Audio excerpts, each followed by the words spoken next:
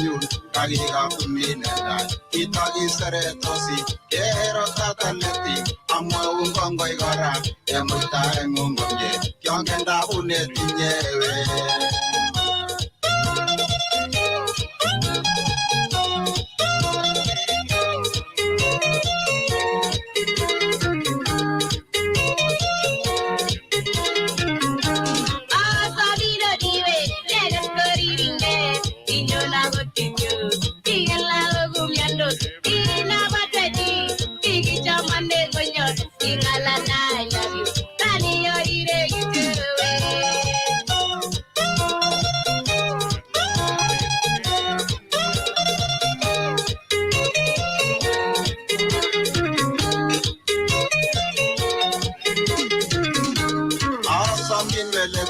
In I come here, Mamma, no Ninyaki, Timothy Jagman, Gandaki Norton, Kokari and Intuja, Agaza Egon, Osigati Totun. So we have to kind of master.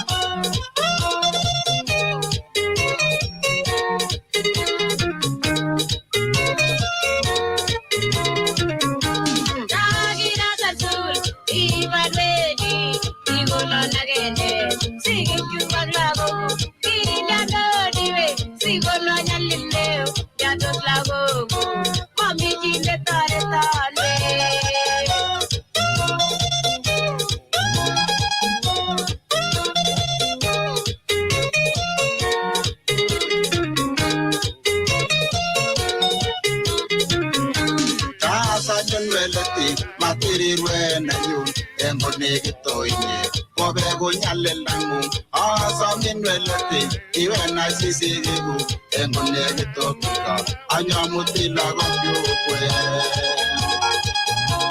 Oh, sister, Santa Madame. Come on, Mr. Mona, put your money in sour. Yes, I'm coming back.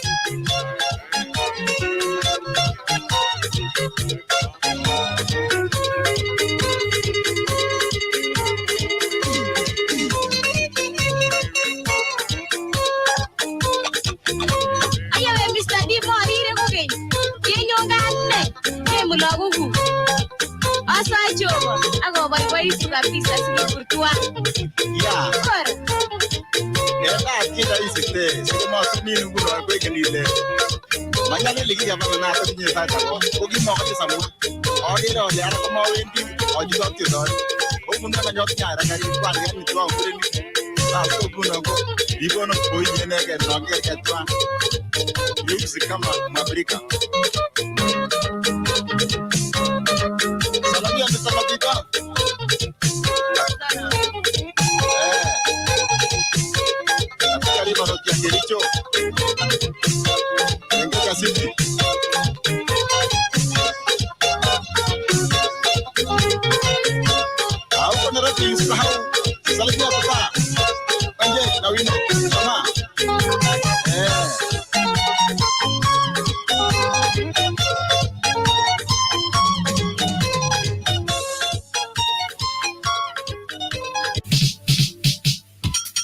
All right, ganga mesenge jida kwale jina sante sana gere to madagi go sekangwanu gecho to madagi go sekangwanu gecho ezo beta ke ita saa 10 jioni abo atuna jida kwale jina lichini miten silingi 3,000 miten silingi elibu somboge 3,000 na Kenya shilingi worth of credit jituro go ite ko ite saa 12 go tomo dego sektamana mota credit northern nika ati bini kitu swali nirashi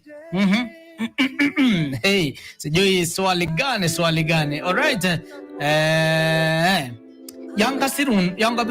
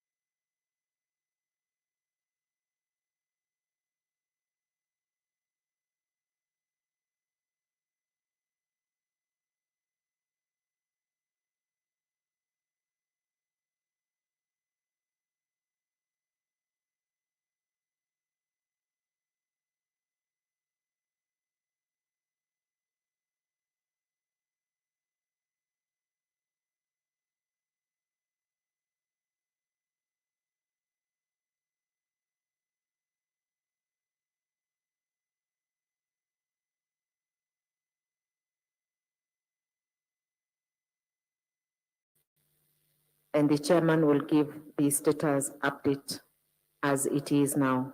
Thank you very much. Welcome, Mr. Chebukati.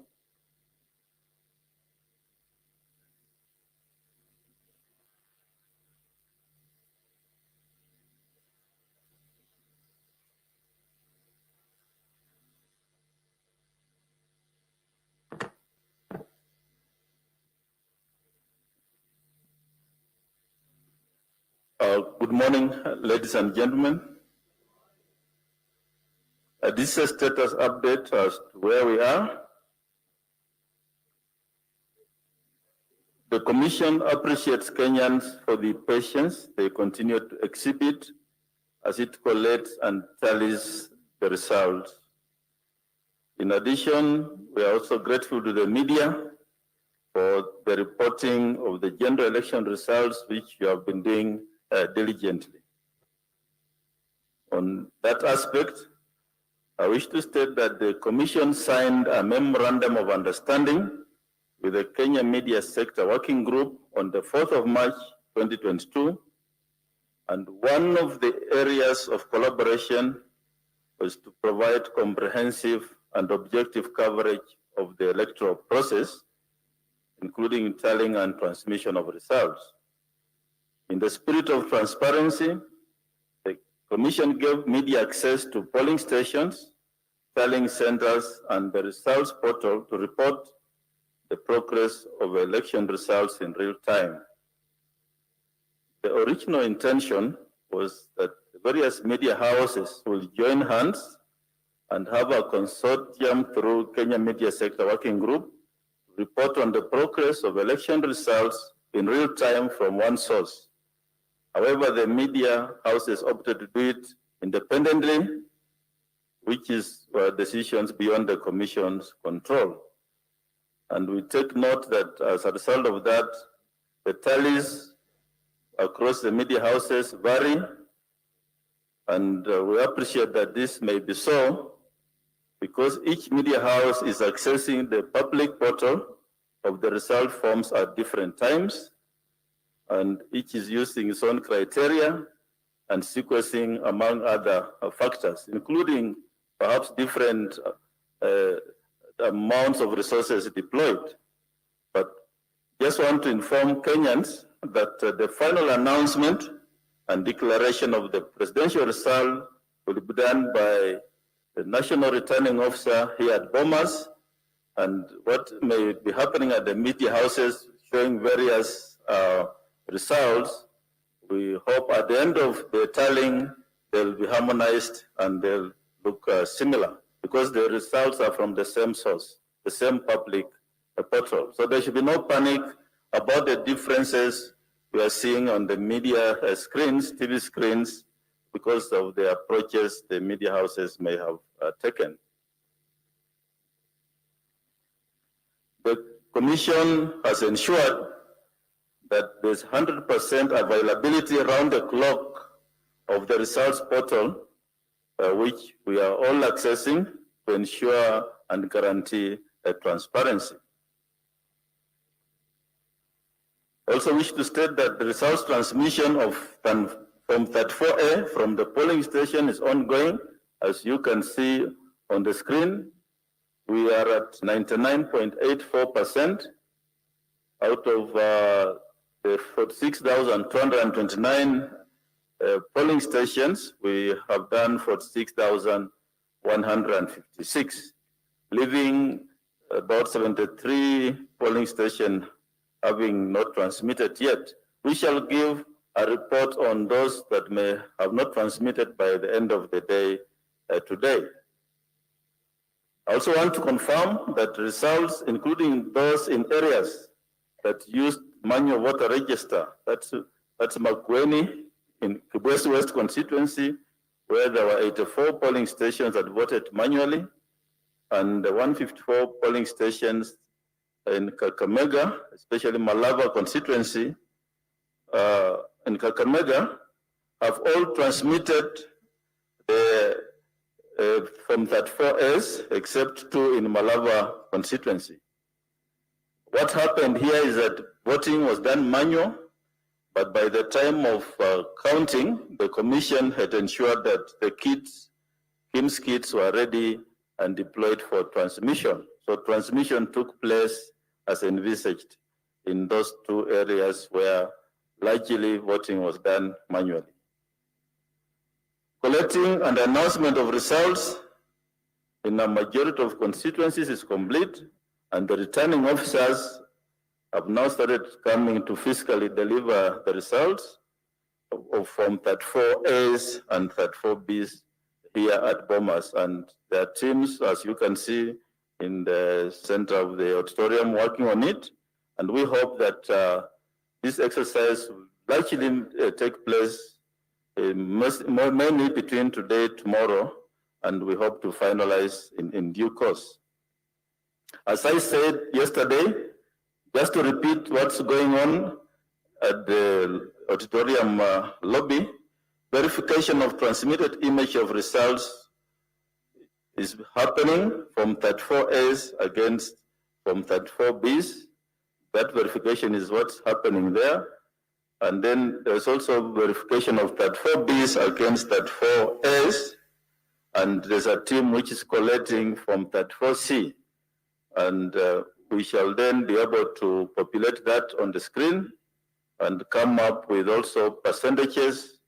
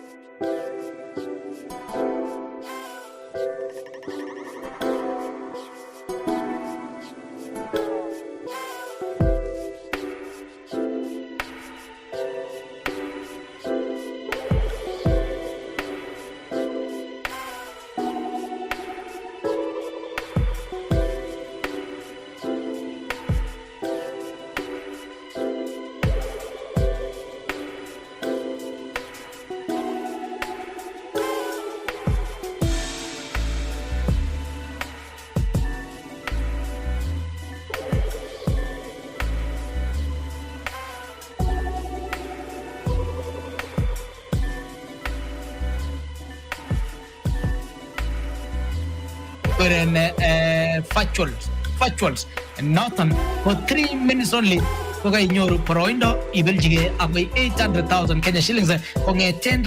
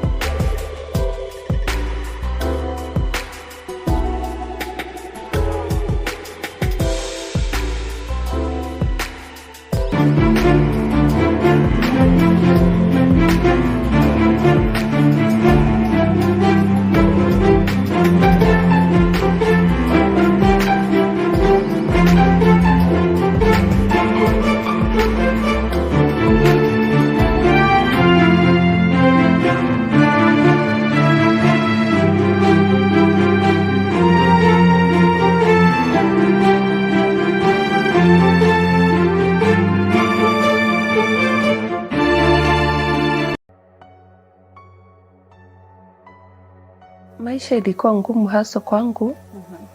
Sababu nikiangalia mama anatumana nguo kutoka Taveta. Zikiletwa baba anangoja mama ameenda, wanazimwaga, wanazikagua. Mama wakambo analeta mafuta, zinamwagiliwa, zinachomwa. Jioni tukikuja naambia nda ufuate ng'ombe, nikizifuata napata ng'ombe imekufa, sinapeleka zingine. Nikimwambia baba ng'ombe nimepata imekufa.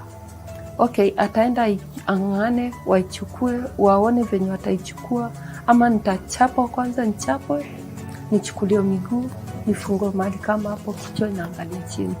Nitalala the whole night hapo tu. Ule mama akakufa. Babangu kukuja kuambiwa, akasema mimi, huyo mama alimwambia kuwa hatumtaki mazuri, mimi napewa dawa za kienyeji nikuje kummaliza nazo. Ikawa vita. Sasa nani anakupatia dawa za kienyeji? Eti mamangu tumana. Mimi nimejionea mambo mingi sana, mingi. Na nikijaribu hiki sipati, nikijaribu hiki sipati. Na babangu na mamangu, nikipata pesa na jaribu kichama, ingawa saizi na chama yote, juu maisha imekuwa ngumu, hakuna kazi, hakuna pesa. Nilikuwa napata pesa hata kama ni 10K, nazigawa huyu 5, ili sitaki aniachie watoto wangu lana. Nataka gani fungwe na mwambie dadi, sina chuki na wewe, ile nilipita na wewe ni mimi. Nikapata shangazi ni mgonjwa, akaniambia, hiyo uchungu uko nayo, siku moja itakuja kukumaliza, uachane na hiyo machungu uko nayo. Ndio mama wana ring yake iko hapo.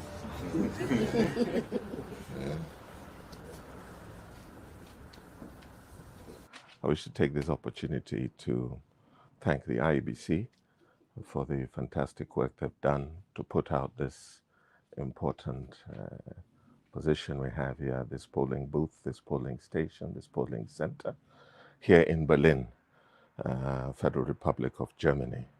This is an important step in enabling our people who live in the diaspora to exercise their democratic rights wherever they may be. It's progressive and it's moving well. The second thing I'd like to say is to affirm my personal deep gratitude for our Constitution, which enables us to exercise our democratic rights. Many countries do not have this right, and we have this possibility to say who we want to lead us. The third thing is I would encourage all Kenyans here in Berlin, in the whole of Germany, in the whole of Europe. We're happy yesterday we had people coming in from Brussels, from France, and we hope that this will continue along the day, and at the end of polling at 5 p.m. today, we'll be able to have exercised our democratic rights. Kwa haya machache mimi nasema asante sana kwa serikali yetu imewezesha constitution yetu ifanye kazi hapa Berlin, na tumefurahi kwamba diaspora wala wanaishi nje ya Kenya wanaweza kuja hapa, wala wako Europe waweke kura zao, waseme ule wanataka, wapatie leadership ya kwenda mbele. Na nimefurahi nimeona Wakenya wamejitokeza kwa wengi asubuhi mapema. Nchi ya Germany imeweka security nzuri hapa nje na tunafuraha zaidi. Kwa haya machache naomba Wakenya wote wala wajamka wamkeni, hapa ni weather mzuri, 24 degrees saa hii 6:20, na mupige kura zenyu. Asanteni sana. Great. That is the ambassador of Kenya in Germany, and he was actually one of the persons that got to cast his vote. You heard his perspective. Right now, I want us to cross back to Nairobi, Kenya, and join Newton Hamasi. Newton Hamasi is a spokesperson of Kenya Kwanza UDA faction, and I think I got that wrong. I will have to correct that, pardon me. Newton Hamasi, if you can hear me, sorry for misrepresenting you. Kindly introduce yourself first. Thank you. My name is Newton Hamasi. I'm the spokesperson of Democratic Party and a youth leader under Kenya Kwanza Alliance. Great. Newton, such a busy 2 days for you. I know it's been quite a longer one, basing that you've been very actively involved in campaigns and asking young people to come forward and vote. Newton, what can you say is your feeling right now as one of the very forehead steering members? The feeling right now is amazing, I can tell you, because we are at our national tallying place. And honestly speaking, we are so proud of ourselves, and God has been gracious enough to grant us this victory. We're just waiting on Chebukati to announce the results, because we believe the election has been free, fair, and the other bit that we are waiting for is verifiability of whatever IEBC is going to announce in the next few hours. But where we sit and stand, we know that, and we understand we are at the place where victory and freedom is finally coming to the Kenyan people. Very confident of you, sir, to speak. Why so much confidence? Is it because, as you said, the elections were very free and fair, or is it because you see finally that the horizon is shining bright? First thing to state is that where we are at, this election will be amongst the most free and fair election that Kenya has ever held in history. Mm-hmm. And honestly speaking, it's a matter of just getting the data from the IEBC website, downloading the Form 34As. With our team that is dedicated, we are verifying that information with our agents from the polling centers. And with those figures that are coming in, without any modification, without any addition or subtraction, we have done our computation, not once, not twice, since the election started. And we have a commanding lead of the 50+1 needed to have victory. Mm-hmm. Yes. And that tells us that you are very confident of the results that IEBC will be announcing. Well, Newton, what do you have as a final say to the young people? Because a lot of young people, it is reported, never showed up to vote. What's your take on that, sir? It's so unfortunate that the Kenyan young generation, the youthful generation, did not turn up to vote in this election. It's so regrettable. And my word to them is that they need to consider casting their vote, because if you don't vote, you are honestly voting in the other regime, people who don't share in your aspirations. And you can see, honestly, if the young people turned out to vote, the winner for this election will have been known so early. But because of the failure of the young people to go and vote, it has made the race so tight that we feel it's bringing a lot of tension in the country. But again, what I want to tell them, since they failed to participate, and the few who participated, let them not be incited to violence, because peace is paramount for the growth of any country. For the success of any democracy, we must experience peace and accommodate each other, whichever way the results go. Right? Okay. Thank you so much, Newton. I will be asking you to join us later on. For now, I'll let you easy. I know there's such a heavy task on your shoulders, so we'll release you, sir. And thank you so much for allowing us to talk to you this afternoon. Thank you so much, Ellie. It is a hungry day. Everyone is hungry, and Newton wants to know if he'll eat mandazi ama chai. But meanwhile, you can send us water if you want to. We will be more than happy to drink from that glass. Godwin, back to you, sir. Good afternoon once again. You see, the UDA seems very confident of winning this election. Godwin, what do you say from where you sit? I really like the fact that we've had a very peaceful election on the voting day and the period thereafter. And it's my wish that we continue with the same spirit even after the results have been announced, because one thing we have to understand as an electorate is these are a competition, and in any competition there's always a winner and a loser.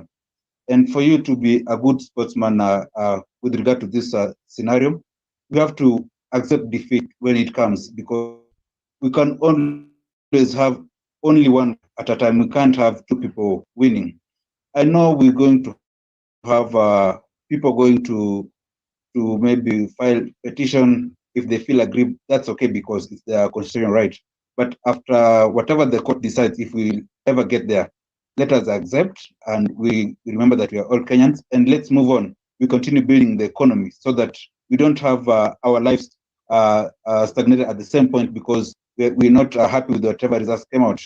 Because when we went to vote, we all understand we are going to vote for one person to win. Minority will have their say, but the majority will have their day. So let's maintain this. Let's maintain this, and I want us to maintain this conversation. Welcome back, Bonnie Nyaga. Bonnie, a few minutes ago, we just spoke to the spokesperson of Democratic Party of Kenya, that is Sir Newton, and he tells us that they are very confident as a party, that is the Kenya Kwanza party, as young people, they are confident about winning this election. Do you think this is a too early conversation to have on who is winning or losing? Well, that's there's no time to have that conversation. And if you spoke to people on 1st of December of August, they would have told you who is winning. So, like I said at the beginning, everyone is so emotive. Everyone believes in their party 500%, and you should. I mean, if you're supporting a political party, yeah, you should believe in it. If you don't believe in it, then I would question you. So obviously, if you talk to Kenya Kwanza guys, the UDA guys, they'll tell you we are winning. Talk to Azimio guys. I mean, I'm sure you've seen the Twitter beef between Itumbi and Boniface Mwangi. Boniface Mwangi is on the Azimio side. Hey, me, I've looked at the results, I've won. Itumbi is on the other side saying, hey, sisi tunangoja kuapishwa. So at this point, of course, everybody is confident, and I don't know. I guess it's a good thing because confident people stay calm. So it's a good thing that everyone is confident. But yeah, I think what Newton seemed very collected and very confident of what he was saying, and of course, he's a great gentleman. And I don't know, as you said, they're showing great confidence in everything they're saying, and every team seems to be winning. Well, someone here says this, and it's on them. It's on them. That's their opinion. Ruto and Dani, and it's a very long Ruto. So that's the thing. So I guess at the end of the day, as unajua kama referee, it's like a football match. You know, in a football match, watu wa Man U ukiuliza when the match is starting, wanakuambia hii kitu tunaichukua bwana 3-0. Watu wa Arsenal watakwambia, ama watu wa Liverpool watakwambia, hey my friend, they'll even give you statistics and reasons why. But you see, for us, especially who are in the media as journalists, we are like the referees. You know, now as a referee, hatuwezi egemea upande moja ama ingine. We take both sides, and so as journalists, I think one of the things we have to be is try as much as we can to stay objective. So for me, the only thing I can tell you for a fact is my experience in voting and my experience in what I've seen happening. That's what I can speak of definitively. As for who will win, hey, that one I have no opinion. I see Godwin laughing. Godwin, you want to share the funny part of this story with us? Godwin? Okay. I think Godwin is experiencing one of those days. He's really willing to be here, but the connection is letting him down. I'll get back to him.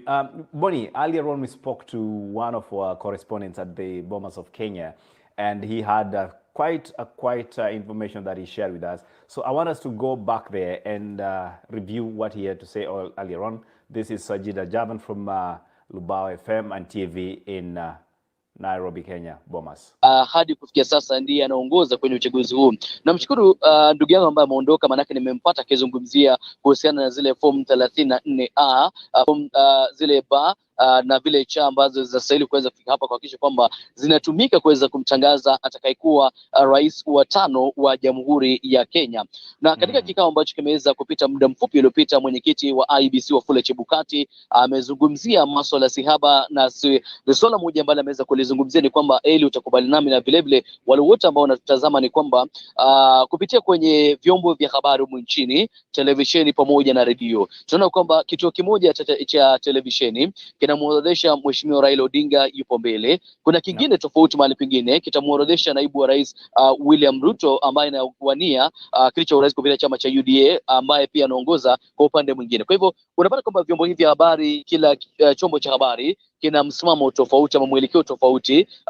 Kwa hivyo kuweza kwamba Wakenya wanashangaa kwamba tutamwamini nani, tusimwamini nani, ama tutafuata kituo kipi, tusifuate kipi, ama kwamba mimi ni mfuasi wa mrengo wa Azimio ambao unaongozwa na Mheshimiwa Raila Odinga, ama wewe ni mfuasi wa mrengo wa Kenya Kwanza, chama cha UDA ambacho kinaongozwa na naibu wa rais William Ruto. Wanajiuliza kwamba hii televisheni inaonyesha kwamba yule kiongozi wangu anaongoza, na ile ambayo ama ile nyingine pia inaonyesha kwamba kiongozi yule mwingine labda tumeweza kumshinda kwa nafasi fulani. Kwa hivyo Wakenya wamekuwa kwenye nafasi ya kuweza kujiuliza kwamba ni wapi ama ni nani ambaye tutaweza kumwamini kwenye matokeo haya.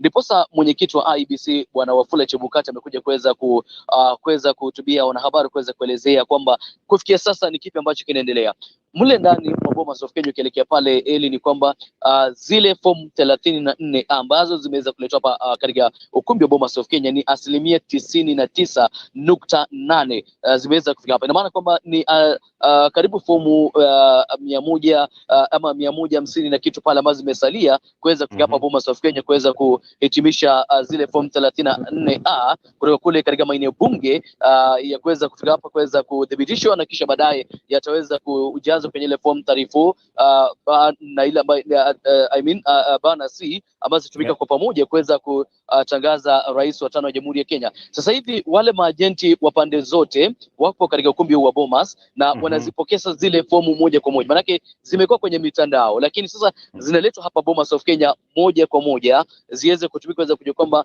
nani ambaye haswa, ama hamna tofauti kati ile fomu ambayo iko kwenye mtandao na ile zile fomu ambazo zimeletwa hapa moja kwa moja, zote ziweze kuangaliwa, zidhibitishwe, kisha baadaye zitatumika kuweza kutangaza matokeo ya uchaguzi mkuu. Kwa hivyo ndio yale ambayo Bwana Wafula Chebukati mwenyekiti wa IEBC alikuwa anazungumzia, na ameweka wazi kwamba vyombo vya habari viliruhusiwa kuweza ama viliruhusiwa kuweza kupeperusha matokeo kivyake, maana kuna ule uhuru wa vyombo vya habari. Kwa hivyo viliruhusiwa kuweza kupata ile nafasi ya kuweza kwenda pale kwenye mtambo wa IEBC kuweza kupata matokeo kutoka pande tofauti za Jamhuri ya Kenya, na ndio maana kwamba jana tukaweza kupewa mfano kwamba iwapo unaweza kupewa tuseme matunda ya tuseme kama ni ndizi 4, yule mwingine apewe maembe 4, yule mwingine machungwa 4 na ukapewa pale kwa kwamba basi iwapo nilianza na maembe, si lazima nawe pia uanze na maembe, waweza anza na machungwa, mwingine aanze na kitu kingine, lakini siku itakapokamilika ni kwamba utakuta kwamba kama nilikupatia items ambazo ni 12 zote pamoja zitakuja 12. Kwa hivyo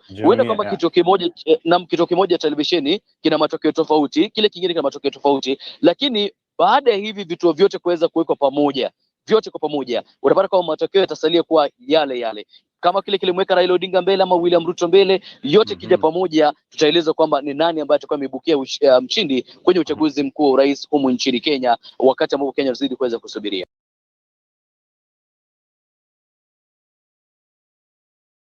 Pardon me, that was an earlier conversation we had with Sajida Javan, filling us all the way from Nairobi, Kenya, at the Bomas of Kenya. And interesting things that is mentioned are the things that Boniface Mwangi, pardon me, Boniface Nyaga, Boniface, I don't know if we have to switch your names, but kindly pardon me on that one. It wasn't meant to come out that way. Apologies, because there's some scuffle about Boniface Mwangi happening earlier. You and I had talked about it. He was also a fellow journalist before he moved to activism. Yes. And of course, right now he's become quite a proponent of one of our political parties. So, wacha tubaki upande huu. Okay, sawa. Ukibaki upande huo, Boniface, something that is mentioned at the Form 34 A we are discussing earlier on, and the issue of the media freedom that was happening.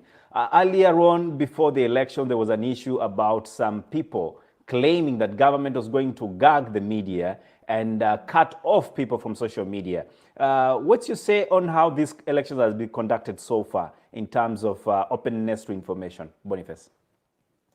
Even I think our biggest problem, we have a problem, yes, of freedom of information, but the problem is we have too much freedom if there's a problem this time, because the issue that people are raising about having different tallies in different media houses is precisely because of the level of freedom that has been accorded. And by the way, not just to the media, but to absolutely everybody and anybody in the world who has an internet connection can right now start their own tally.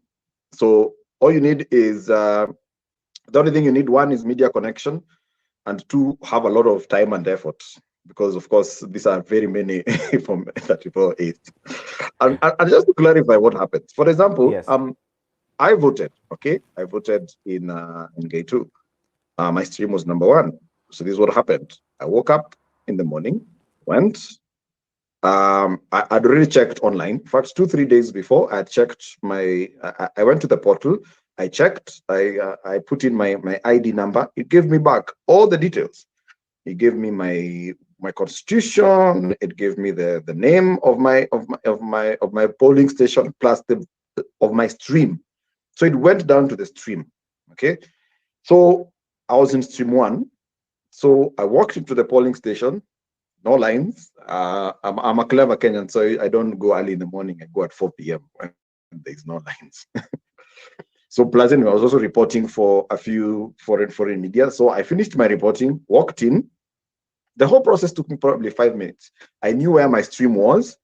I got a little lost, but the security forces were very helpful. They guided me inside. Then when I got in, on my left there were the observers and the candidates' agents. Then I started on my right. I started with the Kim's kit.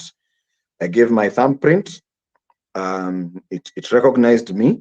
Then from there I went on. I was given the different papers. I voted. After that, after I put in, I was given the alama ya ndio hiyo. Then after that I walked out. You were marked, and everybody knew you had voted. There you go. Then maybe a day or so, about yesterday, I went back to the portal, and I have and I think I've sent it to you. So I have the form 34A from my stream. And this is what happens from what I understand. So when voting closes, okay, then they start now the vote counting process. Okay, how they do it? They open the seal in the presence of everybody. The voting, all the agents, all the observers. If you're a media person, you're also there. As long as you have a tag and you're accredited, you can walk into any of the streams.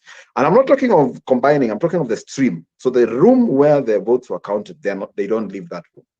Okay, so they vote 1, 2, 1, and they're announcing. So if you're an agent, you can even take a video of that. If you don't want to trust the form 34A, then once that is done, then they generate now the form 34A. Okay, and if you maybe later on we'll get a chance to look at this particular form 34A, so that guys know exactly what we're talking about.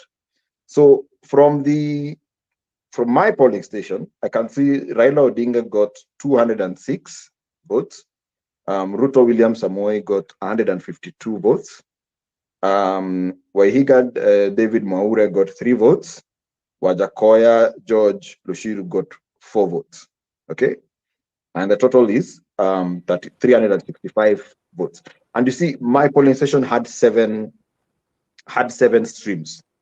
So then down there you can see registered voters in the whole polling. And to our viewers, before you finish that, we will actually be sharing that in a short time from now. So pardon us for the moment. We're just trying to get things synchronized. But Boniface, please proceed. Yeah. So then you can see it's talking about the total number of voters, not in my stream, but in the whole polling station is 630. So then it's saying that. Then down there it will show you who the agent or the presiding officer. So this was in Gay Primary School. And then the polling, then you can see Judith A. Otieno. So the representative or the agent for Azimio is the number. The phone number is right there. The one for UDA is there. The signature and the date. And then from there it's stamped. Then it talks about 3 rejected votes. And stamped. So this is uploaded in the view of everybody. And that from agents and the observers and of course the returning officer and all that. Okay. Everybody. Yeah. So then from there, this is uploaded into the portal. And then what happens is anybody has access to it. Now, how serious it is, even if there is an error in this, and this is what the chairman for Iebc said. He said that even if there's an error in this particular form, they don't have the authority to change it. They would have to go back. True. That's very true. That's the law as it is for the moment. Yeah. So this form cannot be changed, even if there is a genuine error in it. There's another process that has to go through, and it has to be changed in the presence of. There has to be a recount, blah blah blah, and there's a whole process in redoing it. Great. So, Bonnie, let me bring in Godwin into the conversation. Godwin, if you can hear me, I hope you're sorted, and definitely will be trying to get you better connection after this conversation is done. Godwin, good afternoon. Godwin, good afternoon. Can you hear me, sir? Okay. Bonnie, you know what happens with live shows, right? Yeah, that happens. Stuff happens, and when it does, there's very little control you have. Albert Mushiri is asking us if this is a video call. This is a live broadcast of what is happening with the current ongoing tallying for the election results, and specifically with the presidential results. So yes, welcome to the conversation and feel free to be part of it. K Crunch TV says, yeye ameamua ni hiyo, and that is, I think we are having quite some serious supporters of Team Ruto. Why does he seem to be favorable to many, Bonnie? Well, to be honest, according to the conversations that are coming in. Now, again, I have to be objective. In fact, I've been so objective about this whole election that I have not posted my personal opinion, and I will not be sharing my personal opinion with anybody. Because as a journalist, I have to remain very, very neutral, and I have to look at this purely from a very neutral perspective. And for me to look at it neutral, what I can say is this: it's a very tight race. Even if you look at just right now, go to all the stations, look at all the live streams, you'll see it is so tight. Even the difference, okay, of course, they're saying, you've seen those memes, hey, what are UDA? And then this station is one which looks like it is favoring you.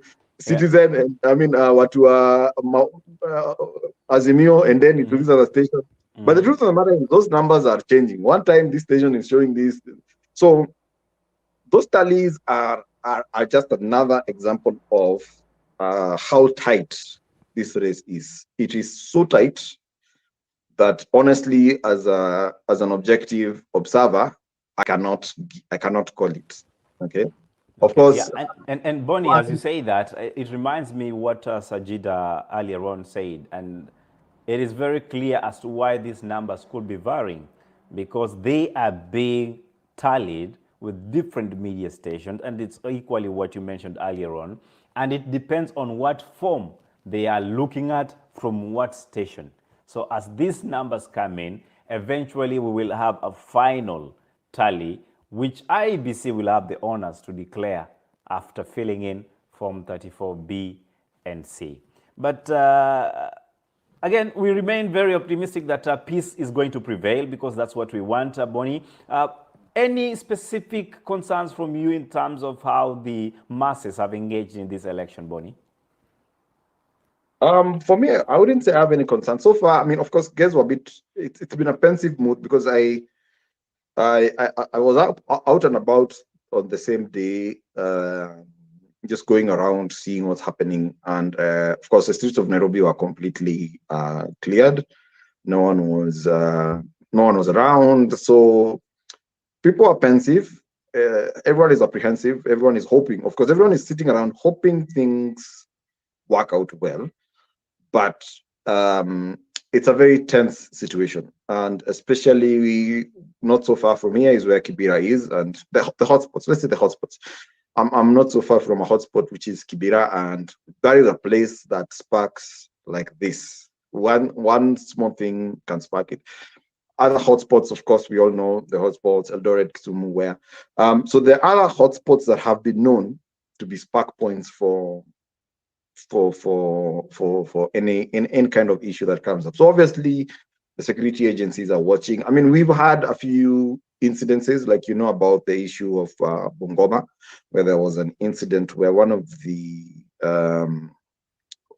aspirants, their aide was shot, and right now Kimilili MP Bomas is being sought out by the security forces. We had an issue in Wajir, Elder, where just the day before election there was some gunfire that was reported.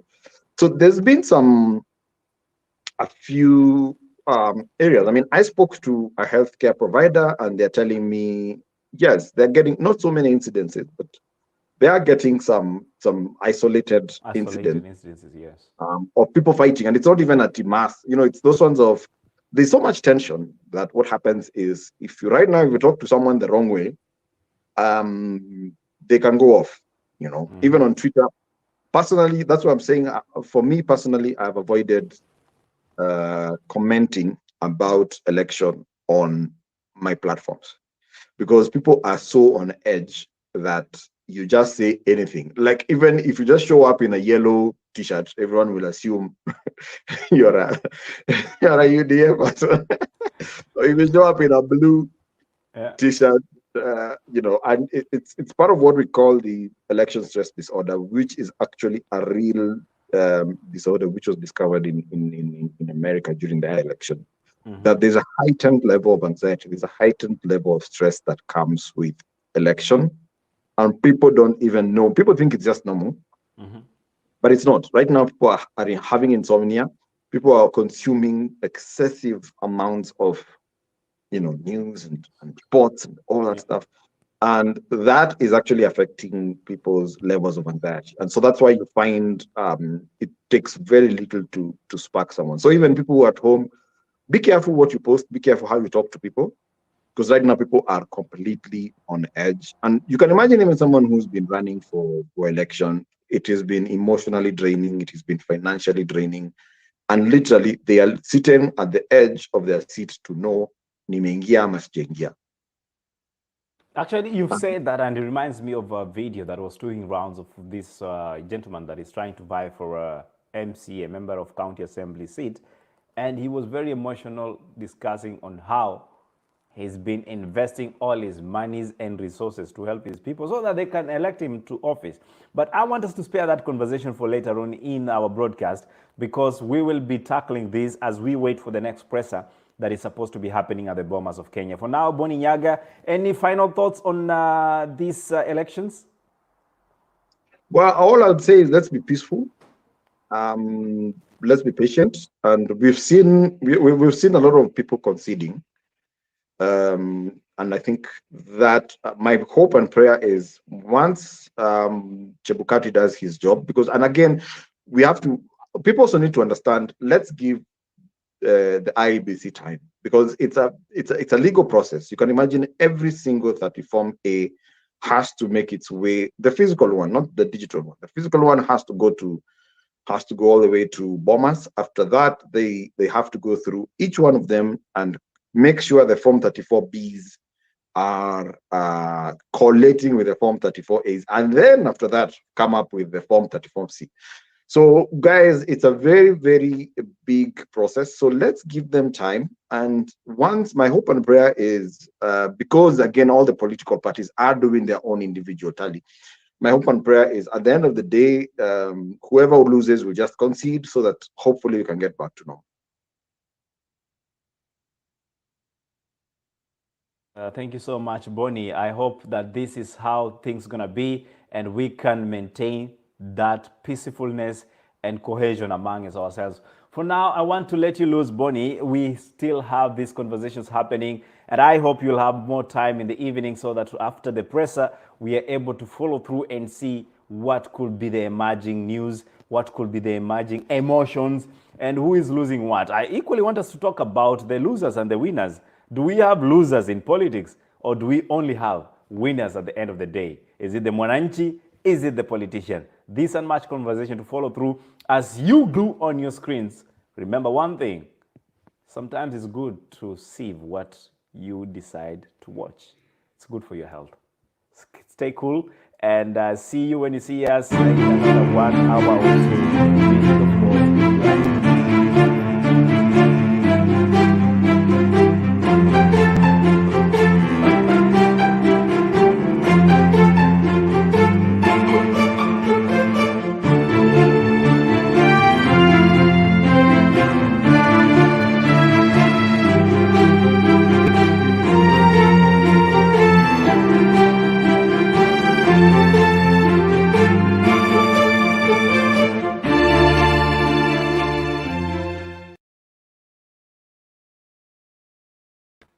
Welcome back to the conversation. My name is Likuyani Eli, and we are focusing on the post-election analysis of how things have been going.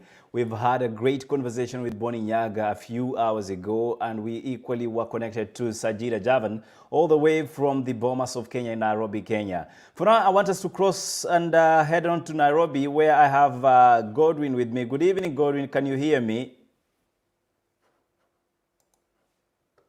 Godwin, if you can hear me, good evening. Let's get your mic on.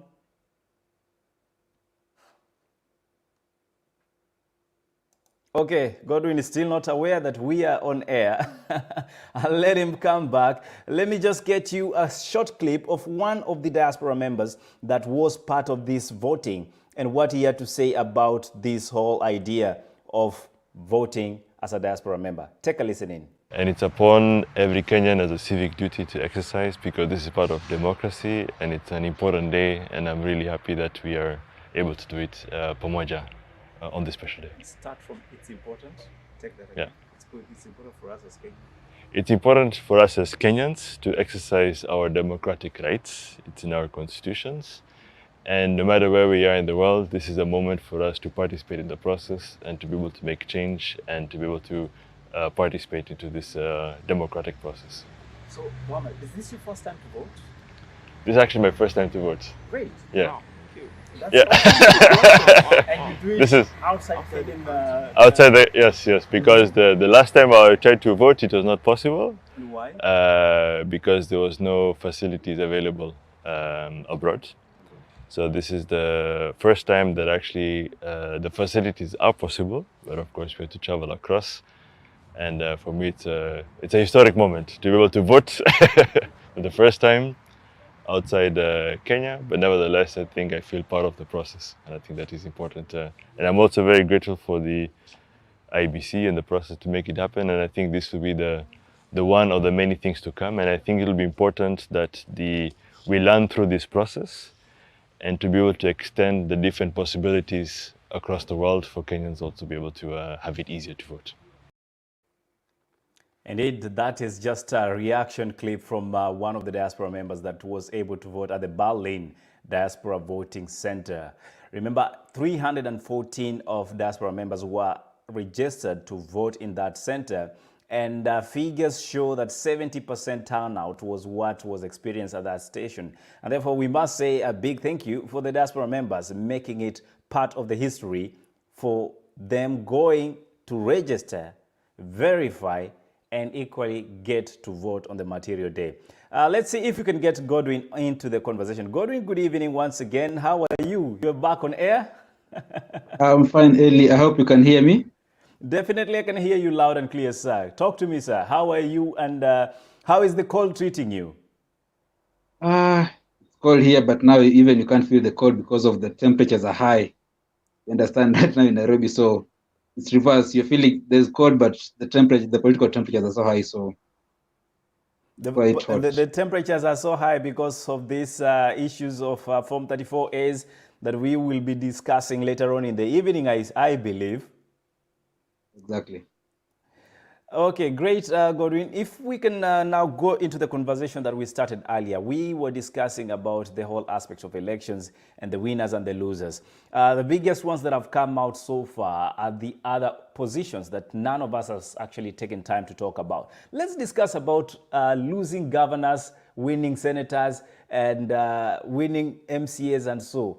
Anyone in mind that has hit your, probably your imagination on how they lost or how they won this election? One thing I would want to say is I'm not surprised many of the common names have not been re-elected, and my reasoning will be because you look at it, we have even party leaders. Sorry to say, because you understand, party leader of Diepc, Ofulo Mnyinyi, has lost. So you can imagine a party leader losing. We've had secretary generals of political parties losing. We've had majority leaders of current political parties losing. So it doesn't come as a surprise. For my reasoning would be, you see, what happens, this the current sitting member of parliaments, they take more time attending rallies of presidential candidates other than going down to the ground to campaign. And you see now what happens to the ground, the new aspirants, they are busy campaigning. So by the time you're coming back to hit the ground, you think the ground is still the same, but you find it shifted. You understand? So you find we have the likes of shifting to? You know, there was a common phrase during campaigns. People used to say, "Ground imesema," nasikiza ground. So I think some people used to take it as a joke. So they just said, "Nasikiza ground imesema" in rallies and on TVs, not going to the real ground to listen what the ground was saying, and that's how it shifted. Because look at some common names like the current Jubilee Secretary General Jeremiah Kioni. We have Kanini Kega. We have Wambugu, Ngunjiri Wambugu. We have the likes of Amos Kimunya, and the list goes on and on and on. So you find these people when they're going on campaign trails, they are riding on the names of the presidential candidates. But see, that's very dangerous, and that's why you find when a presidential candidate is going somewhere, he'll bring all those sitting MPs, you know, so and so, let's so and so say something. But now, on the ground, someone, let's say from where I come in my constituency, I'll be seeing this MP on telly more than I see him on the ground. So why should I vote you yet? You're always on TV. I don't see you on the ground. You're not telling me what you've done for the last 5 years. You're not telling me what you're going to do in the next 5 years.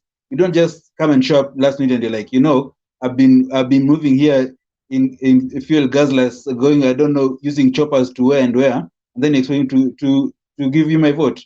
And you see, the election is it's a very delicate segment of this society, because for them, they want someone who can resonate with them, not just telling them on platforms. I don't know, you're a member of let's say Ikolomani, and you are always, I don't know, today you are in Kilifi, the other day you are in Kirinyaga, telling people how the ground imesema. Yet I'm here in Kolomani. I don't know the last time I saw you here.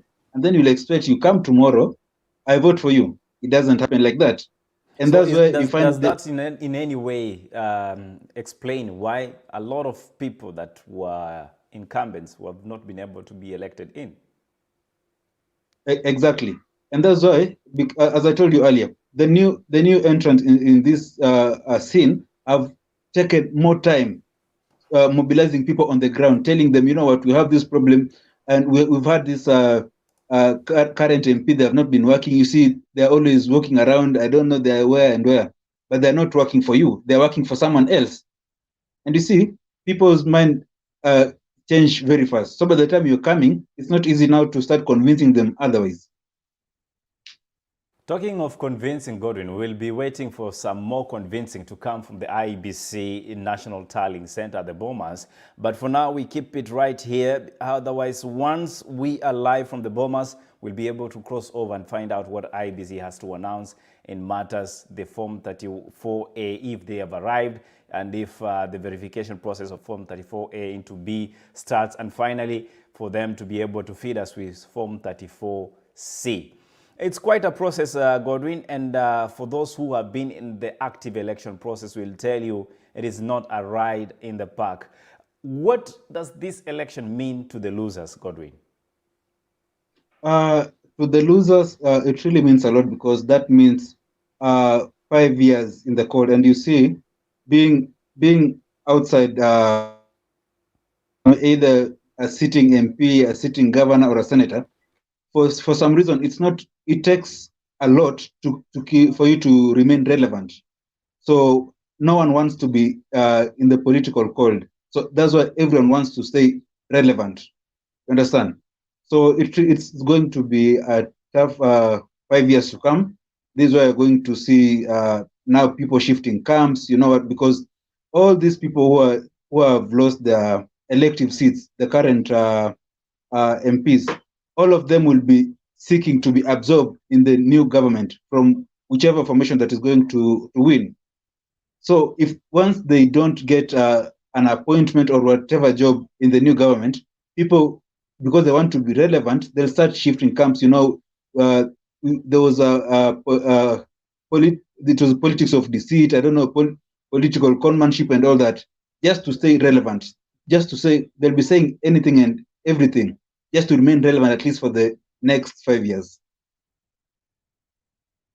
We've equally seen in the coming on of several female governors. Is the glass ceiling finally shattered, Godwin? I beg your pardon, Eli? We've seen entrance of very many female governors that have come in, elected as governors for several counties. Does this in any way illustrate that the glass ceiling for gender equality has been shattered in the Kenyan politics? I think the glass ceiling was broken. I remember very well in 2013, we didn't have any female governor who was elected. But in 2017, now we had 3 coming in. We had Laboso, may her soul rest in peace, and then we had Anne Waiguru and Charity Ngilu. But now you see, as time goes by, now women are getting more involved in active politics, whereby they're not waiting for nominations and stuff, and that's a good thing.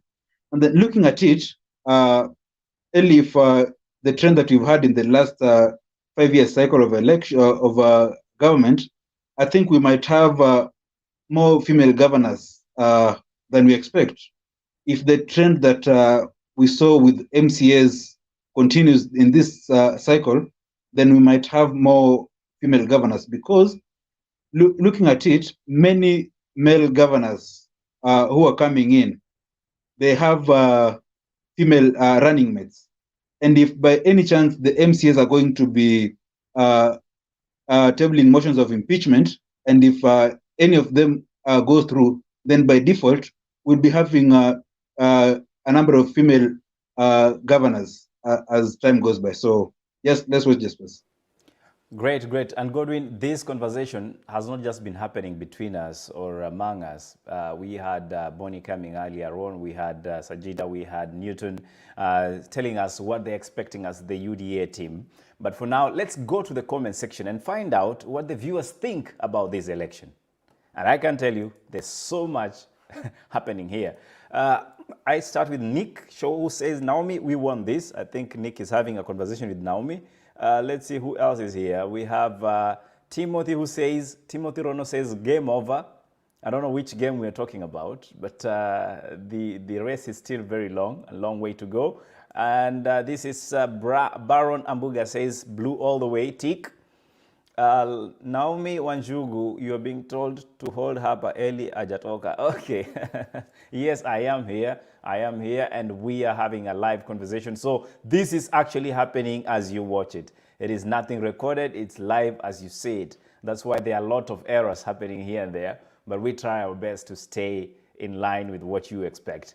Kira, okay, huyu ameambia nini hapa? Let's see. I'm sampling the messages, okay? I might not be able to read all of them.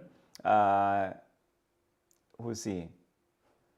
This is Evelyn who says, Mulevu says, leo tunabomoa Mount Kenya. Sijui mnabomoa nini, but sisi tunabomoa na tunajenga amani. Tunabomoa chuki, tunajenga amani. That's what we want, love, peace, and cohesion.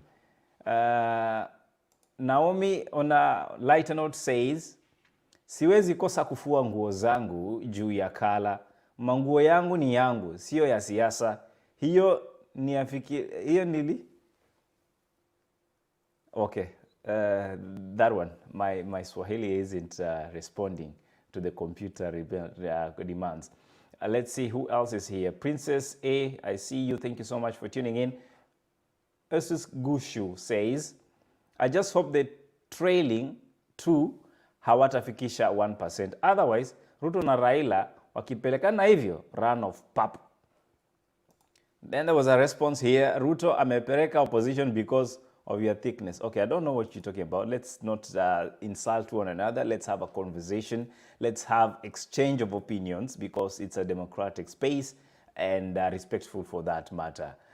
Not your type. No, that's not one of the messages I want to screen. Let's see who else is talking to us here. Now a lot of them coming in. Sylvester Kizito says self-hustlers. Okay, hustlers watakuwa saved. Thank you so much. True Blue. Raila has 7+ million for those of you who has... Okay, that is his opinion. Funny enough though. Thank you so much. And more, you guys can see it in the chat section, in the live chat. Get there. Let us know what you think about what is happening right now. And of course, we will be going to the Bomas of Kenya once we have a live feed coming through. For now, we are still waiting on the Iebc Commission to address the media. And as they do that, we'll bring you those pictures live from the Bomas. Godwin. Yes, Eli. Even just before proceed, I want us to have a conversation about the incoming parliament, because you find there's a lot of changes that has happened, and many people will reconsider going for MCA come 2027. And why? Because Eli, you understand the reason why many people have been going for member of parliament other than the Senate. It is because when you are an MP, you have an allocation, and CDF was the main thing why people are going for member of parliament. Indeed. But recently, the Supreme Court ruling found CDF to be unconstitutional. So it means these MPs are not going to be having any allocation. You understand? Remember, just before that, the Salaries and Remuneration Commission also scrapped off seating allowances and car grant and all that. So like people not find any reason for them to go to be member of parliament because now they don't have allocation. On the other hand, MCAs, because we are dealing with a devolved government, MCAs will be having cash now because they're close to people, with grassroots people. So it's going being an MCA is going to be more lucrative than being a member of parliament. And that's where now you're going to see if the so-called leaders that we are electing are genuine or they go there because of the heavy packs that come with the position. Look at it this way. You remember in 2013, after because it was the first election under the new constitution, everybody wanted to be a senator. Upon reaching the Senate, people realized Senate does not have money. It's the member of parliament. Senate they do more oversight. You understand? So they didn't have like in terms of an allocation that they command. You understand? The real access to where the money is. Yeah. In the subsequent election, all those people who went for Senate position, all of them came crumbling looking for governor position, and that's how a majority of them ended up in political cold. Understand? Because they realized with the Senate there's no money, but with the governor you have a lot of money that you control. So everyone was rushing to be a governor, and that's how most of them ended up staying outside in the political cold. And the same is going to happen. Godwin, this is still debatable in terms of, for those who have been governors, they have a limitation of only 2 terms. And we see and we've heard of those ones who are stepping back to want to vie as senators, because it's like Wetangula has never vied for anything else except being a senator. Let me tell you, and that's what I'm telling you, they're just, people want to stay relevant. You understand? People, and you see now that's where the catch of being a governor comes in, because you're only limited to 2 terms. So you find someone is so young, they've served 2 terms, they serve their 2 terms as governors. Where are they going? People want to remain relevant. People want to be in power. So they look at the next thing. What can I do? Let me just go to the Senate, because all I do there is a bit of legislation and oversight. You understand? But the whole reason people go to Senate is because it's not because the Senate is lucrative or something. It's because they just want to remain relevant politically. You understand? Because there's no politician who doesn't have ambitions. So you find this person who has served as a governor for 2 terms, they're looking at somewhere. There's a possibility they might be a running mate to a candidate. You see, that's another added advantage. And with ambitions that at some point they're going to be president or something. And that's why people want to stay relevant. Because if you say, I was a governor for 2 terms, so I've retired, let me go farming, no politician does that. Politicians always want to remain politicians, to remain relevant. Even from the look of things, you see even our own president, he's retiring, but because of his age, he feels he still have a lot of time. What is he going to do at home? Where is he retiring to? Exactly. So he has to stay relevant. Ichaweri, you see. So he has to remain he has to remain relevant. That's why he's the current chairman of Azimio Coalition. So he'll be in active politics as much as he's retired. You understand? So and back to my analogy of the MPs. So if watch the space, one of the first things these MPs are going to be discussing is how to return the allowances back, how they're going to get maybe some allocation just to have cash that they are commanding. If not, because the only role they'll be remaining with is legislation. So it's going to be a really tough year. And I know a majority of them are regretting having gone for that seat.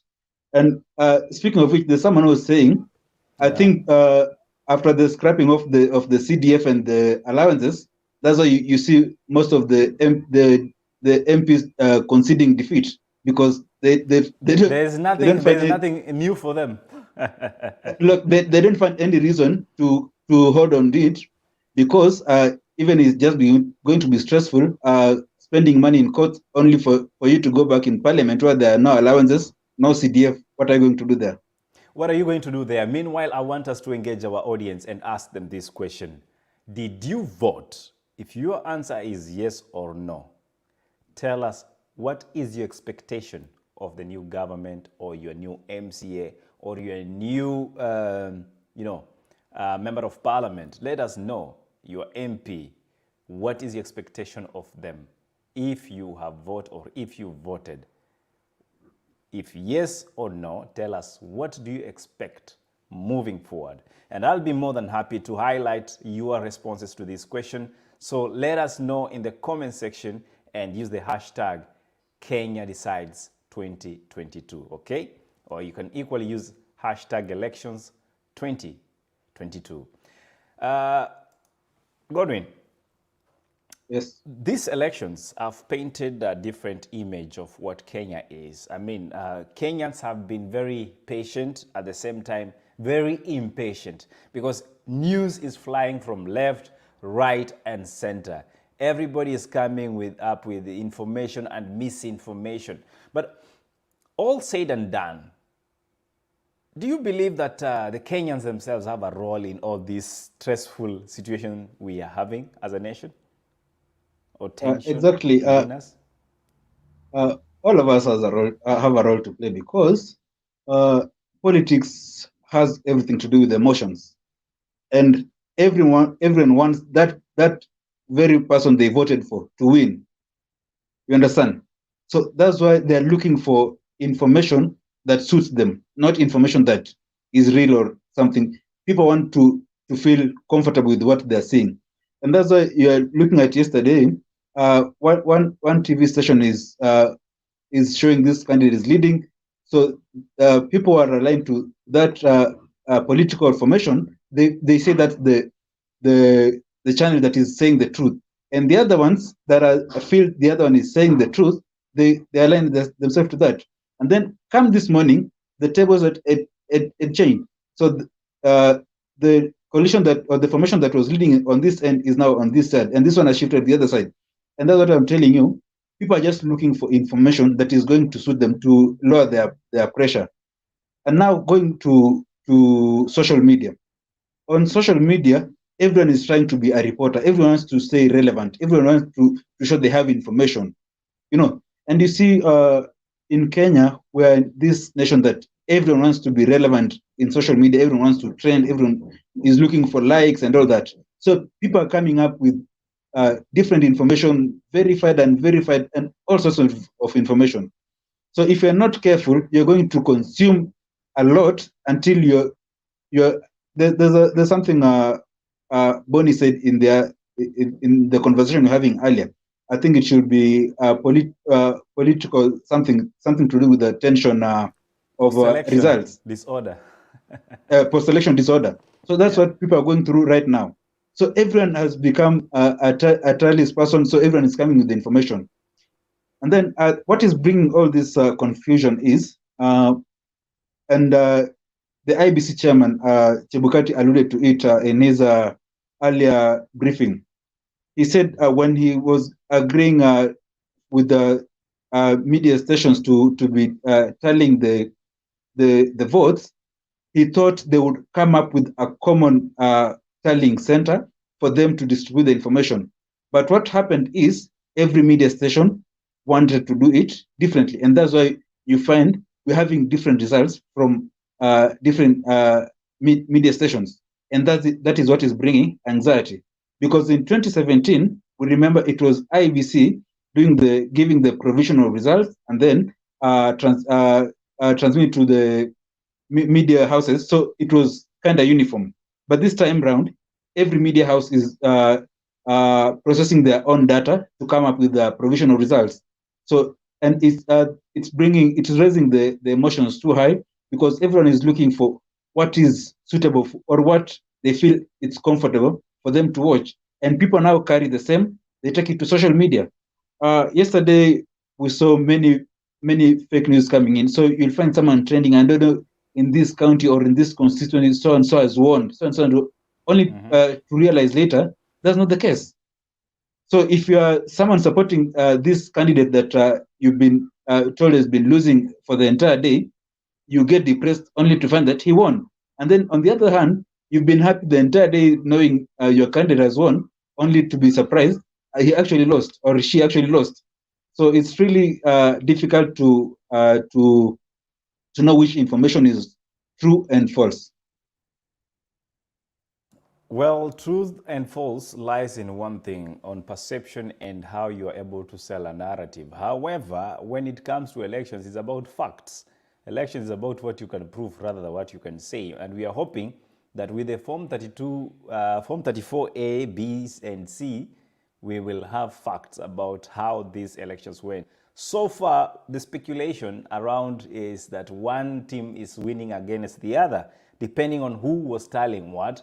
However, we will not really comment on that until we have the final Form 34As and Bs and Cs being declared by IEBC, and only then shall we start authoritatively talking and discussing about those results. So for everyone that was watching and demanding to have that information, we will hold it for now, but we are asking you, did you vote? And if your answer is yes or no, what are your expectations from the new leader or the new government that is going into power?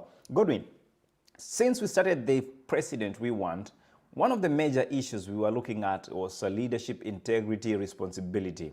But among them all, what will make Kenya grow to the next level is this last part that I'm looking at, responsibility, because if you're a good leader, you will practice integrity. If you're a good leader, you will practice responsibility. But you cannot separate these three. So let's start with political responsibility. Are we seeing a case of people trying to say, I was forced into government? To start off, on the issue of responsibility, as a leader, you have to take responsibility for whatever happens. And I'd like to bring to attention an incident that happened yesterday. And it's an unfortunate situation where an aide to an aspirant was shot dead, allegedly by another since declared a winner. And we are talking about Kimilili MP Didmas Baraza. And you see, as a leader, whether it's true or not, the most honest thing he would have done is to own up, say, you know what, ABCDs happen. Either I did this knowingly or unknowingly, just own up. Or if he was not the one, tell the public, I didn't do this. These are the circumstances that led to this. You understand? Because even after being given 24 hours to surrender to the police officers, he's not done so up to now. But funny enough, his Twitter account is very busy. He's tweeting. He's congratulate the electorate for electing him, but we don't know where he is. Does it mean even now our security forces or our investigative agencies that they are sleeping on their work, or what is happening? Because if someone has the audacity of being online, yet they cannot surrender themselves to answer the alleged cases labeled against them, what kind of institutions are we having? You understand? And it's also from there. Now talking about now the leaders we were elected in.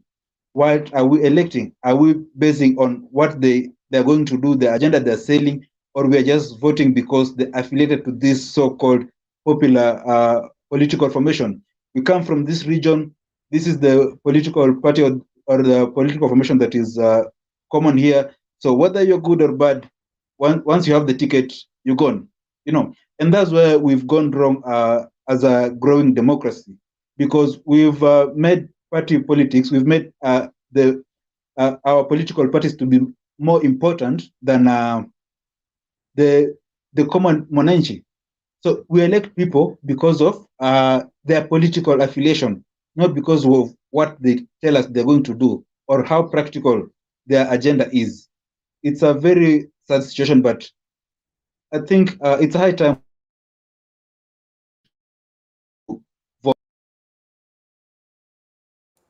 I don't know what is happening there. Godwin, if you can hear me. Can you hear me, Eli? Yes, I lost you for a second. Oh, sorry for that. So yeah. I was saying, as the electorate, we need to focus on which people we are electing office. Because if that's not the case, that's why we end up doing the trial and error, because we don't interrogate the pertinent issues that we have to consider when we are voting for these leaders. We just vote them because maybe this one has the best slogan, this one can pull masses, and we really don't interrogate the real issues that affect us. We elect people that cannot resonate with us. So when they go there and they get lost, we start complaining, we voted you in and you disappeared. Because it doesn't happen with all of them. Because on the other side, we've had members of parliament who have been really working for their people, and they have been re-elected without any doubt. You understand? So it's a high time we focus on issue-based politics than party politics.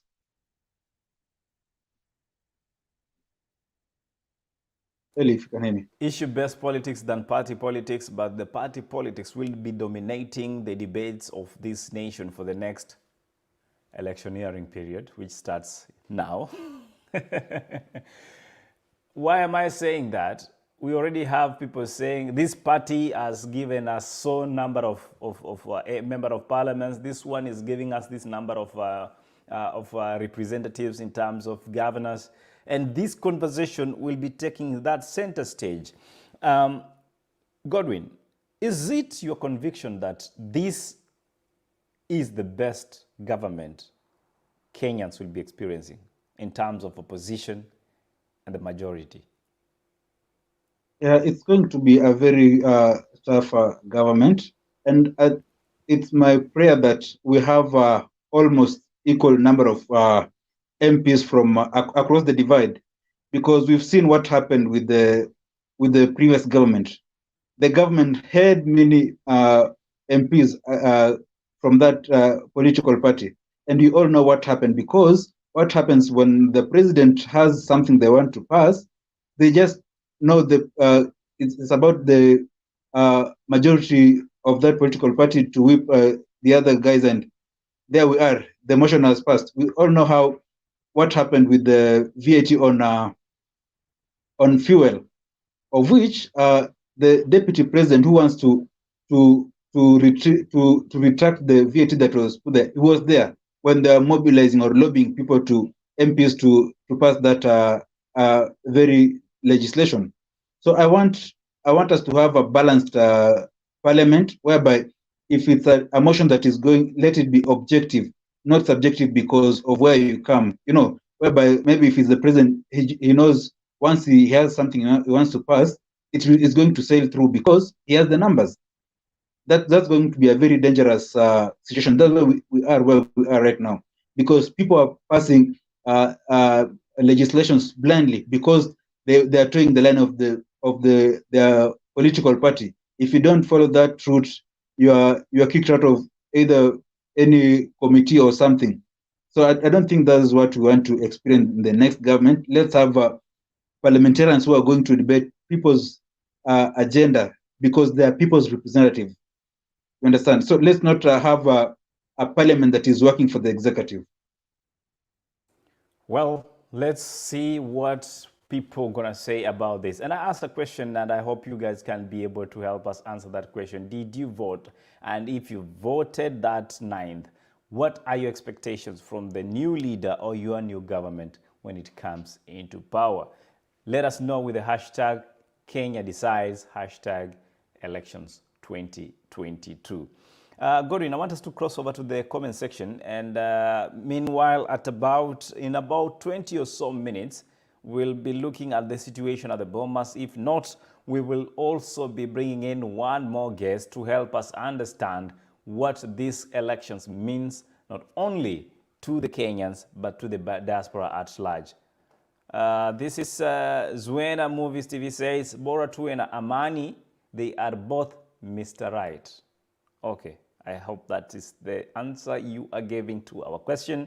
Hello guys, Raila the 5th says, Ramo Lava. Thank you so much, Ramo, for your comment. Baba the 5th says George Ocheng. Baba, ooh, Baba. Okay. I think the answers are as short as long and emotional as you see them. Tuishi wapi Ruto yuko juu? Tuishie wapi Ruto yuko juu? That is, who is this? This is Abdul Rahim. Thank you so much. Kanan lazima tufike, says Omondi Nicole. Thank you so much, Omondi. Mungu ndiye anajua kiongozi. John Masharia decides hapa tunaachia Mungu hii maneno. Hii sio mambo ya Iebc. Hii ni mambo ya Mungu. Gladys Akinyi, on the other hand, tells me, God protect Kenya. Thank you so much, Gladys Akinyi, for your comment. Appreciate it. And this one called Edward Ogada says, Raila must win. Those are the comments that I see in, but I hope you can be able to engage us with the questions that we are asking on why, if you voted, what are your expectations out of this voting, okay? For the moment, I want us to look at a very short clip of the previous conversations we had, and it was tackling issues corruption. Let's take a listen in. Yes, we as diasporans have the expectations that the voting process will be improved, so that the diasporans can really be able to register and vote, and their voices can be heard. We also need to have a representation in the government, and this is the only way that the constitutional provision can be enacted. So this means we really need also diasporans who can look at the needs of the of ours here. So now, of course, there are people who are very emotional about the results. And so here, I think we should collectively manage our expectations and realize that both candidates are still heavyweight, you know? So whether Azimio or UDA wins, the other candidate remains very strong in the Kenyan government. So really, no matter what happens, we should really try to look at it like, okay, well, it's a phenomenon. At the moment, we are currently, maybe for the first time in a long time, going to have a strong opposition, whatever that is.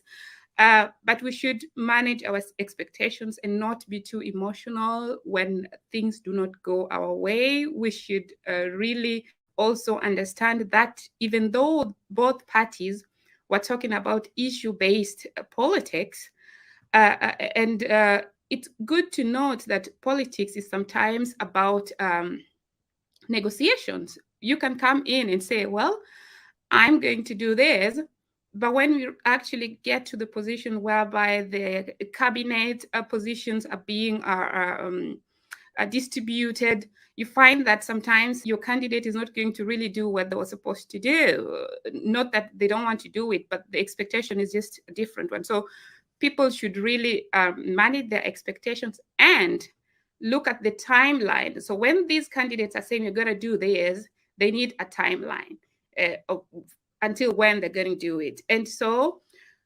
my take-home message to everyone is just no matter what happens, you have to be peaceful. You cannot, especially to the diasporans, you cannot sit in the diaspora and tweet or just send out inflammatory messages, while back home, you know what can happen. And we also have to remember, because many people do not remember, that the shilling, the Kenya shilling, hasn't recovered since 2007, post-electoral violence. So if you look at it from that point of view, we really have to be careful and check what is really going on and which directions do you want to take, which government do you want in. So what's eating up the Kenyan government at the moment of population is actually corruption.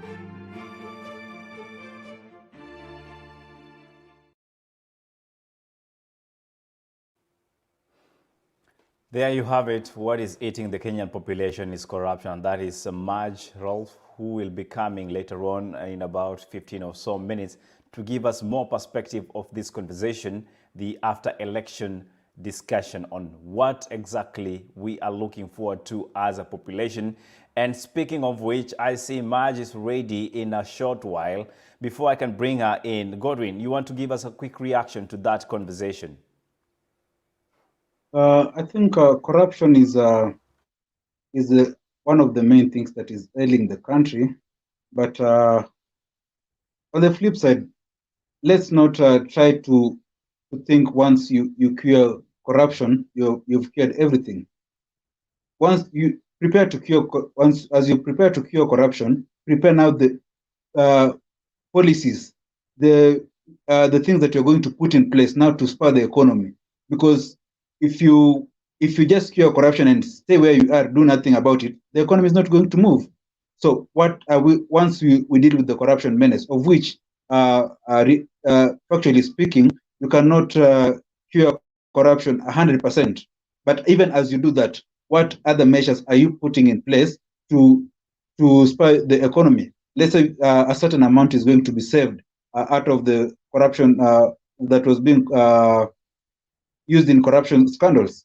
After you recover that money, what are you going to do with it? Because if you have that money and you have nothing to do with it, still you're going to be stagnating there. And there's a difference between investing and saving. When you save, your money is in account somewhere just sleeping, doing nothing. It's not growing. But when you invest, your money is growing. So that's what we need to do. Let's now look at how we're going to invest the money that is going to be saved from corruption constructively for it to bring any significant impact.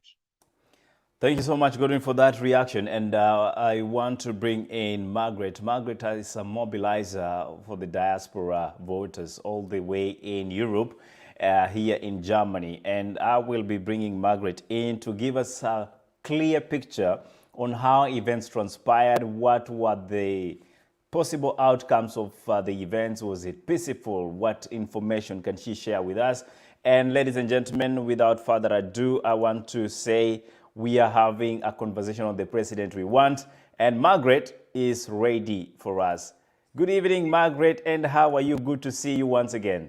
I'm fine. Good evening, Eli. Yeah. Good evening. I am privileged to have you again coming in. As you said earlier on, you were the first lady to jump on this ship, and we appreciate the fact that you have made time for us. So quickly get us the facts, Margaret. What can you report from the diaspora? Has been the voting exercise? What did you hear or did not hear, and you would love to share with us? Yeah, so first of all, I would like to say that the voting was very peaceful, and we didn't run on a lot of issues. So in the Berlin polling station, for example, everything ran smoothly. There wasn't any concern. So that went on well. Now, I was being a mobilizer. I was able to also coordinate for other countries, at least during the voting period, where they knew they would contact me in case of anything. And so we had, for example, in Qatar or in the UEA, we had at one point where the kit was defaultive, and at least for some minutes the voters were were panicking, but this was resolved by the Iebc later, which I would like to congratulate them for. So in general, everything went well. The only matter is that it wasn't very clear if only 1 or 2 agents are allowed per polling station, because we had polling stations that had allowed 1 agent, the other ones only allowed 2. And so this was not clear, because I found that the laws were applied differently in different countries. But on the overall, this was a very successful election. Thank you, Margaret. That's such an impressive report to hear, that it was a successful election. The biggest conversation that everyone wants to hear about is the Form 34's A's, B's, and C's. I don't know if you have anything to help us understand this algebra of Form 34A's. Yes, and these I would also like to really congratulate the agents, because at least for the diaspora, I was coordinating and received all the Form 34As. So once the agents were done, they really signed these forms and were able to send them to us. So the Iebc at this point also did their work very well. There was only one delay in New York, whereby they were told to go and sign the papers the day after, but otherwise we received all the forms. Now, as we speak, in Qatar, for example, there are like 2 forms that have not been uploaded. And so we had 3 polling stations in Qatar, but only 1 has been uploaded at the moment. The other 2 have not been reported yet. Qatar was one of the first stations that actually closed. So that we need to follow up on. But on the general, this was really in order. What they did. We just hope that moving forward, we the diasporans are going to be given a better chance to be able to vote, because as we've said so many times, there was many diasporas were felt like they were closed out of the process because they weren't able to vote. So we hope for a situation whereby the government is going to really, or in the Iebc, actually the law is already, the constitution is clear about it, but we, the diasporans, want to be accorded our rights to vote more, and we want it to be done in each country at least. And for bigger countries like Germany, we would expect that There's one polling station in Berlin, another one in Frankfurt, which is more in the middle of Germany, and maybe another one in the southern of Germany. Because if Germany is a huge country, so for the people traveling from Stuttgart to Berlin, it also takes them a lot of time. Of course, we would invest the time, but I think it's just good to really provide people with access. And EU has 27 countries. It's not in order that all these countries, the citizens had to come all the way to Berlin. So this is what we are hoping for the next incoming government, that they give the diaspora their right, or they implement that the diaspora can really vote. And I do agree with you, Margaret, because I am one of those people that had to travel. And I did 9 hours, straight 9 hours of driving. It is a tedious trip. When you talk about 9 hours, people say, sio ni safari ya kutoka Kisumu, kutoka Nairobi kwenda Kisumu. No. If you do 9 hours in Europe, you've covered about 700, 800 kilometers. So it's not a walk in the park. And yes, that is something that we need to look into as diaspora. But quickly, before I let you lose, Margaret, do you feel that the elections were fairly conducted and the population was well engaged in the processes and procedures of voting? I mean, if I can speak for the diaspora, I would say... Yes, the diaspora. Yes. So the election was conducted very well, but before the registration process was really not conducted well because the information was missing. Like I've said, previously we had students in Hungary who thought they would register in Austria.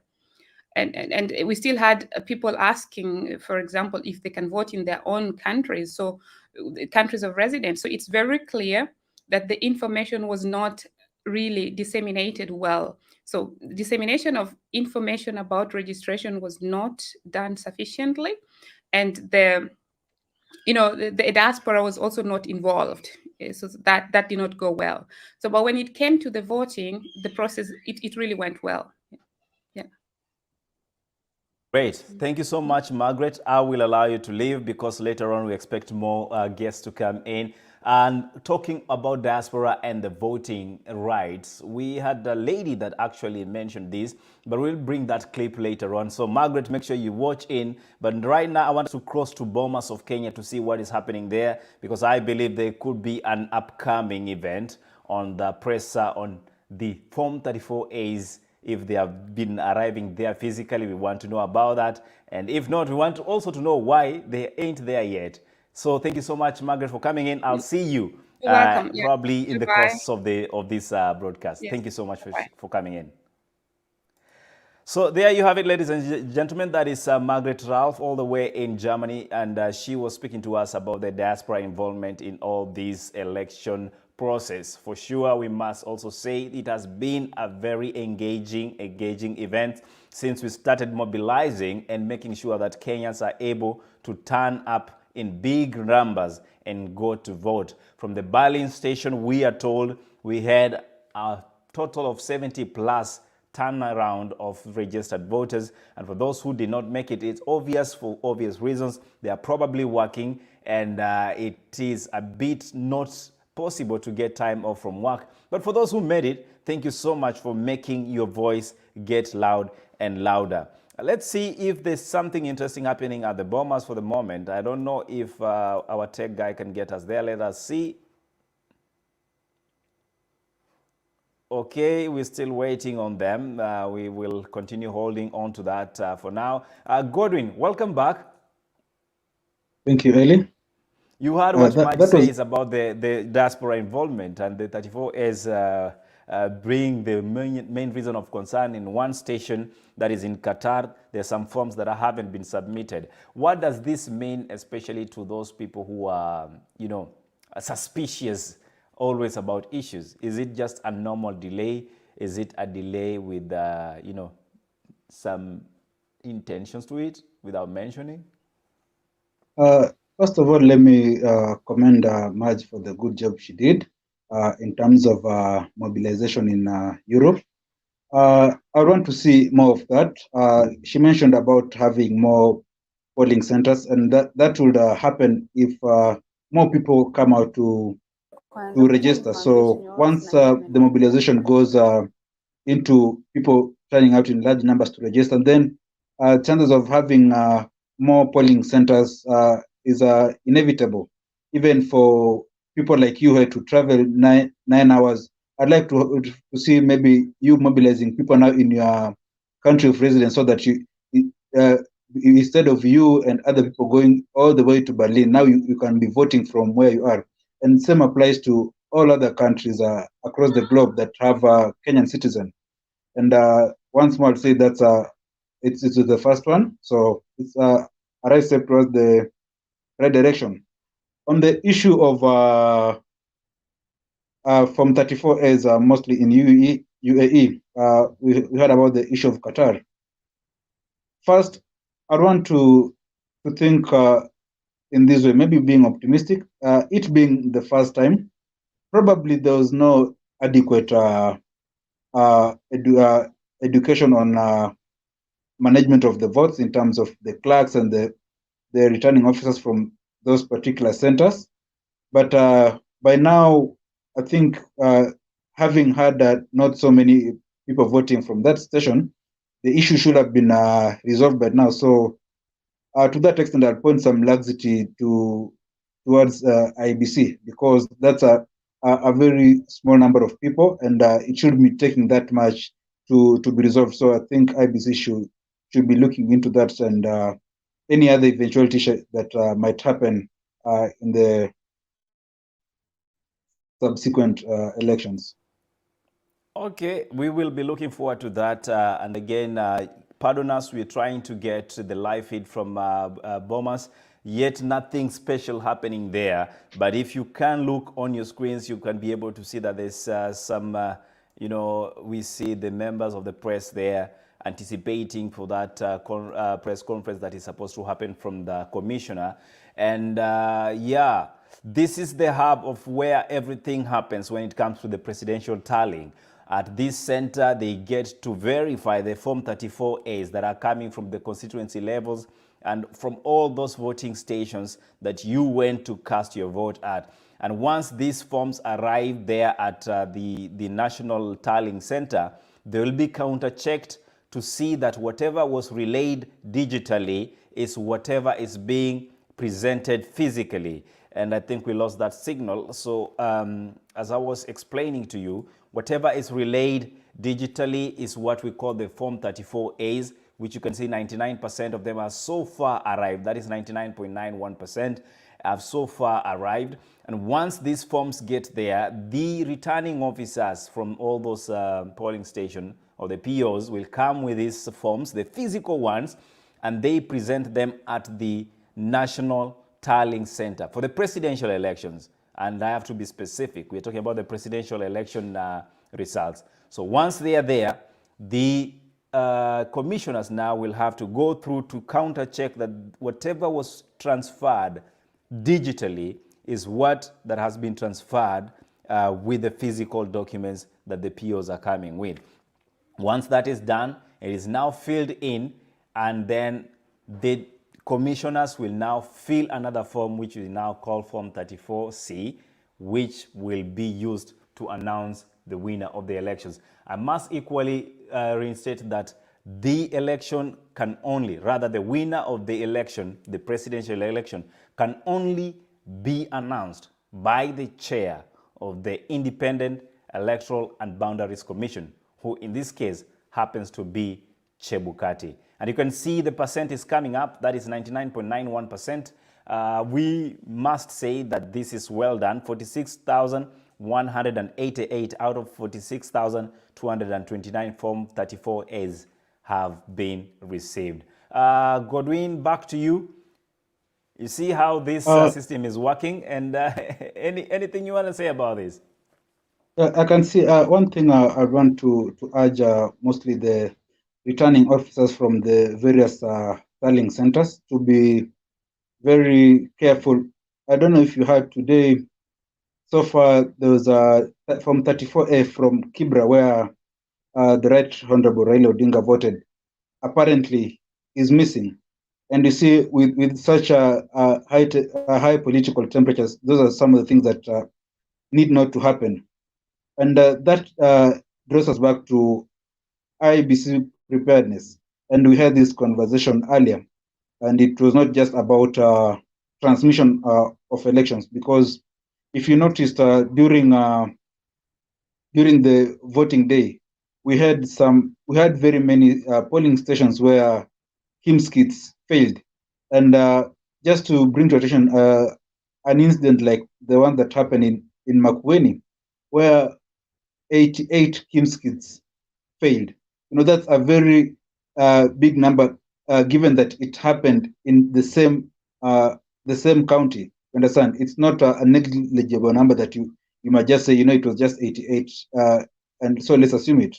Those are some of the things that really need to be put into consideration as we move forward, because those are some of the mistakes that need not to happen. Issues like the errors in printing of ballot papers. You saw what happened with the Kakamega, Mombasa gubernatorial seats, and then we had the one in West Pokot, and then another one. There's this name, hard name, so don't mind me if I can't mention it. And then also we had another mix-up in Rongai constituency in Nakuru, because I want to assume when these things were being printed, there was someone from IEBC who was supposed to oversee, because when such a mistake happens, it means whoever got the tender, they were just told, you have to print this. And then remember, these ballot papers are being printed in a foreign country, all the way in Greece. These people can't know, you see, can't know who is who and who is not who, because it happens in most cases. If you are dealing with people from a different nationality, and mostly when it comes to in terms of race, when maybe white people or Asians, when they look at Africans, we all look alike. The same way when you look at maybe Chinese or Indians, they look alike.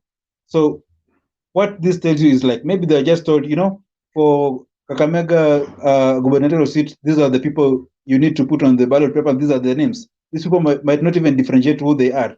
So it means either someone who was supposed to oversee the printing from IEBC was not there, because that's a very grave mistake to happen, only for it to be realized a night to the day of voting. So I think those are some of the things that IEBC need to look into for it to give back the confidence to the people. But I must say that either way, this was a tough, and I'm not taking IEBC side. I'm just looking at things logically. We must admit that it was a tough one, because you remember the Kakamega senator Malala was facing a lot of issues in terms of his qualifications, same as Nairobi now elect governor, that is Sakaja. Same story in another constituency. I saw that. And I mean, another county, I saw that. But bottom line is, of course, we shouldn't be having such last minute mistake, because we expect once IEBC receives the package, it has to go through and it has to verify that indeed this is what is expected. You don't announce that a few hours towards the election night or election day. And yes, we keep this conversation going until we are able to join our colleagues right there at the train at the Bomas of Kenya. As you can see there, we are still having the same number of percentage, but that tells you that most of this information is in, and probably by the time we hit 7 o'clock news, we'll be able to give you a more concrete information on what is happening. Meanwhile, I'm expecting few more guests to come in who can be able to talk to us about what we mentioned earlier on election stress disorders, which is what most of you are facing for the moment.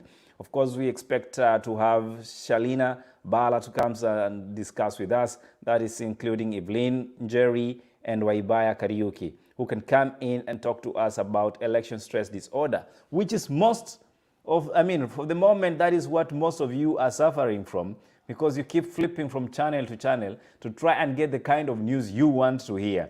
But did you know that could equally be referred to as a disorder? Let's take some quick one here. I know Gordon wants to take some water. So let's show you what we do right here on Art in Heart. Except the election, we have so much that happens here. So take a listen in and be part of the biggest family called Art in Heart.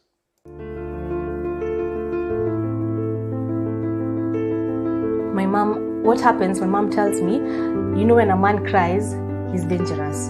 Being African, you can even kill you. So you go apologize. Imagine. Make peace. Go make peace. Imagine. So I say, okay, mom has a point. This is a man and he's crying. You need to go make peace. But I was also furious because I know as much as my mom is telling me go apologize, I still have some answering to do. So I get to town, board a car to go his place. So when I get there, the first thing I ask is, why do you call my mom? What she tells me is, do you know I don't have a mother?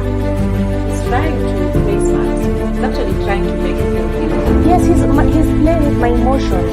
I feel guilty, I feel bad. You have a mother. And he tells me, your mother is the only mother I have. So let me ask you, Patricia, as a part of do you think emotional abuse is part of what someone will term as abuse? Exactly. Because if it wasn't for the emotional abuse that gets to trigger you, and you know, once you feel guilty, you just feel the need of paying for the pain you've caused someone. So if someone plays with the emotions, you feel guilty, and subconsciously you'll always want to do that.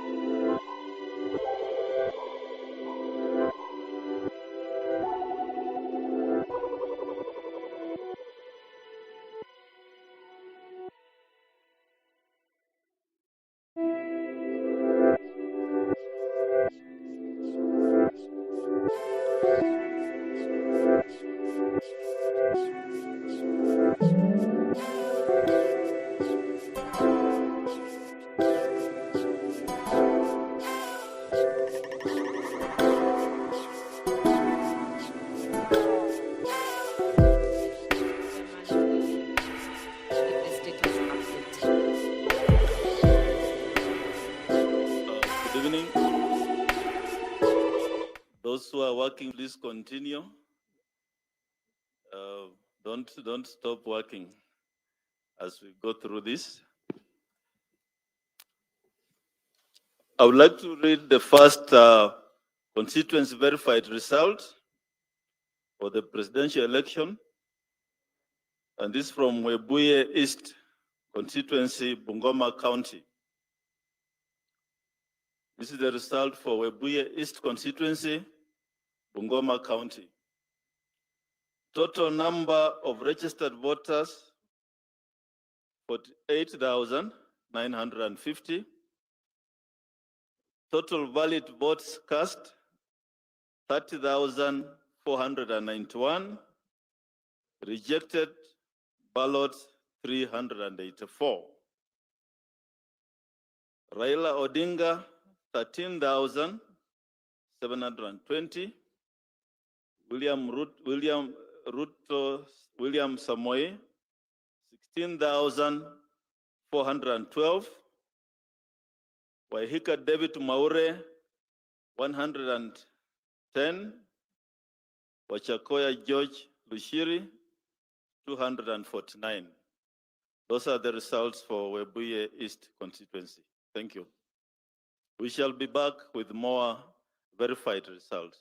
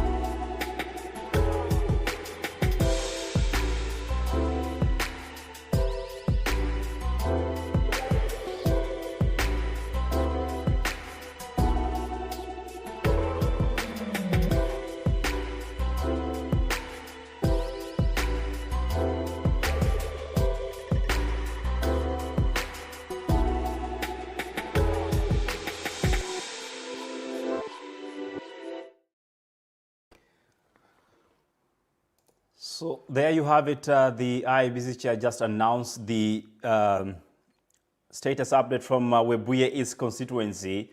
And I want us to take another listen in to what Chebukati just announced right now so that we can have the numbers with us. I would like to read the first constituency verified result for the presidential election. And this from Webuye East constituency, Bungoma County. This is the result for Webuye East constituency, Bungoma County. Total number of registered voters, 48,950. Total valid votes cast, 30,491. Rejected ballots, 384. Raila Odinga, 13,720. William Samoei, 16,412. Waihika David Maure, 110. Wachakoya George Lushiri, 249. Those are the results for Webuye East constituency. Thank you. We shall be back with more verified results.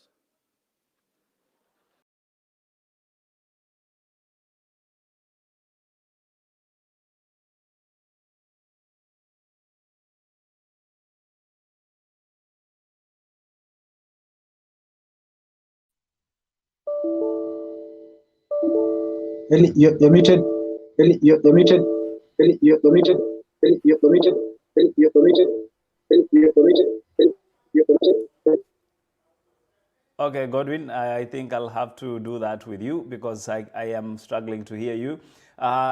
Those are the results that just came in, and we see a total registered number of voters at 48,950, and 30 plus votes going to were valid votes, that is 30,491, and we see Raila Odinga having 37,720, if I'm not mistaken, because we'll be taking those figures again. The chair was very fast in relaying that information. And we see Ruto at 16,412, Wajakoya at 249, and Mwaure David at 110. Godwin, let's see if I can have you back on the conversation. Can you hear me, sir? I can hear you, Ellie. I don't know if you can hear me. Yes, sure. Quick one there. You saw the IEBC chair making the announcement. What do you make of that? From I want to say Webuye East.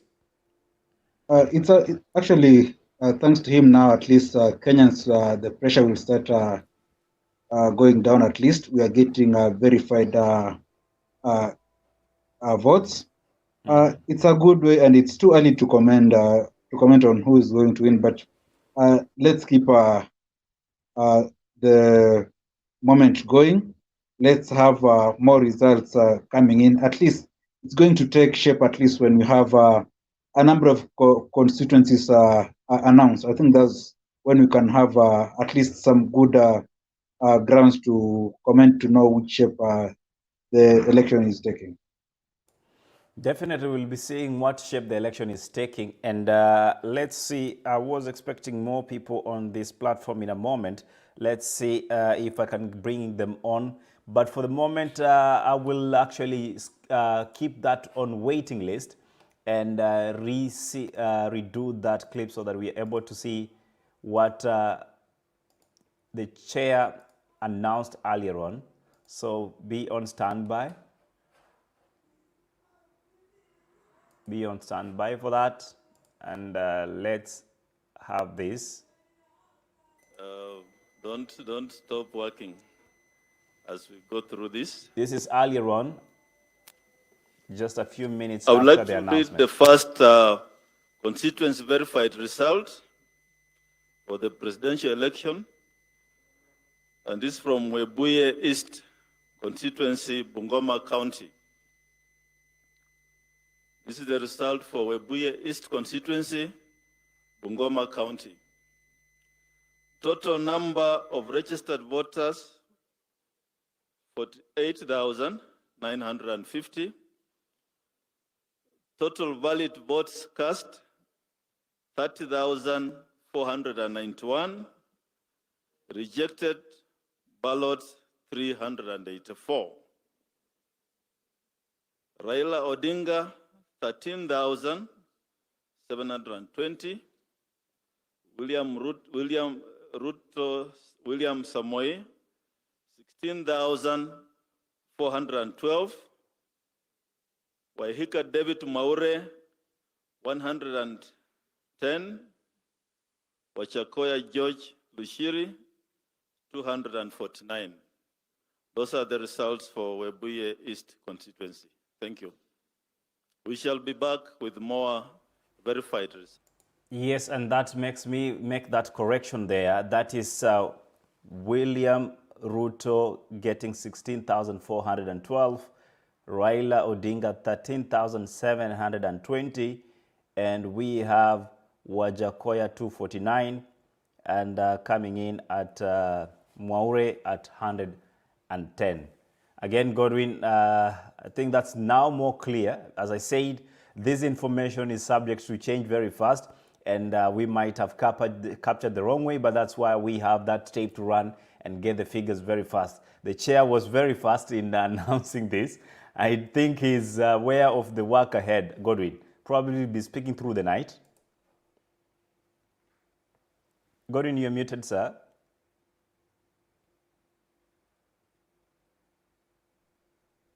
I'm saying, just to comment on the numbers, you'll find Western has been known to be stronghold of Right Honorable Raila Odinga.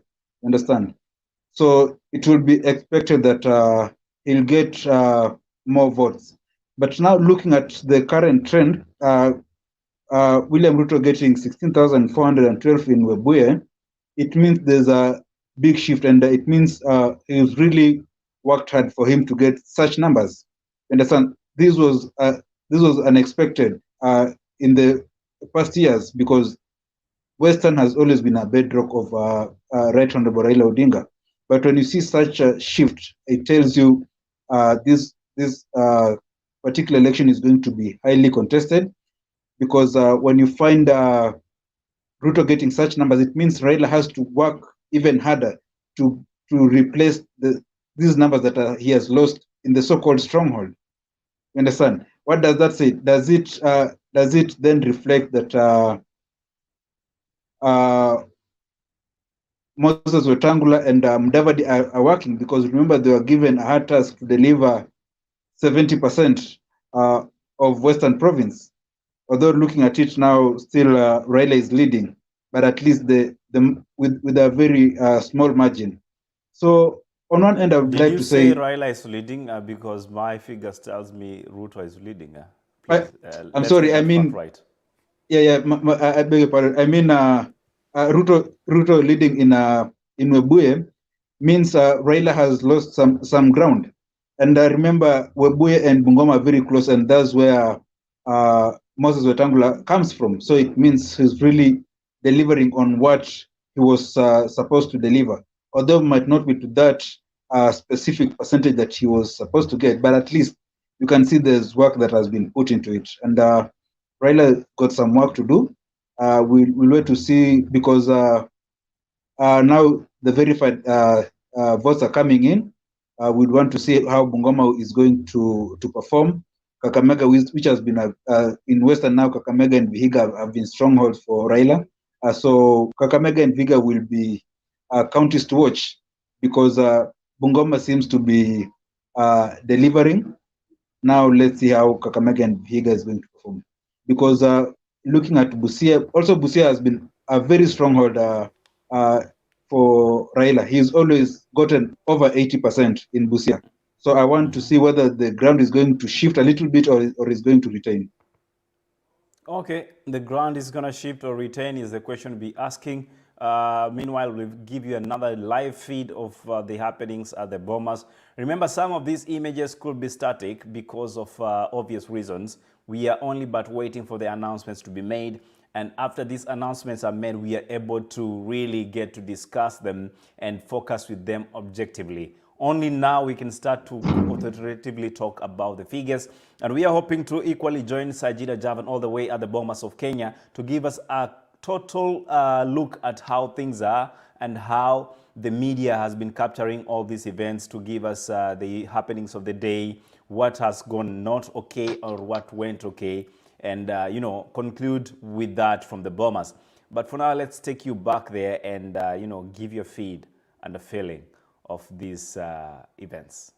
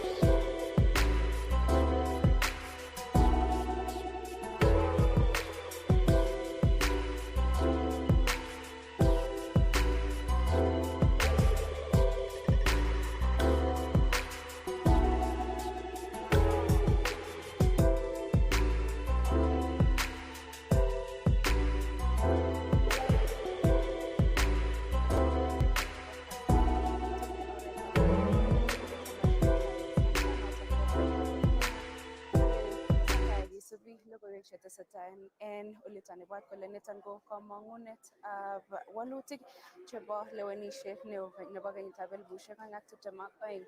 Ibwat kole en tai ko kakiarorun kole kakigeni ng'alalet nebo ng'echeret en kibagengeit nebo lewenisiet ak kiwatoshek nebo IEBC noton ko Wafula Chebukati ole kakomuch inendet ko ng'alalwech en nguni. Ibwat kole niton nekakigeni kora ko itunetab fomishek chebo 34As ole kakotestai koit en kebeberta nebo Bomas of Kenya noton ko tallying center ole kitesetai kechigili kartasishek anan fomishek choton kotomo keit anan aketestai ak koitet sikimuch kiwong ak kenai kele ng'wany tos kabelindet nebo ng'echeretab president ko ng'o. En yoton kora kokon ng'alalet ole kamwa icheket kole tesetai ak chikilishonoton ole kakokon inendet kebeberta agenge anan kot neking'oten ng'atutik noton ko nebo Webuye East nemiten en county nebo Bungoma.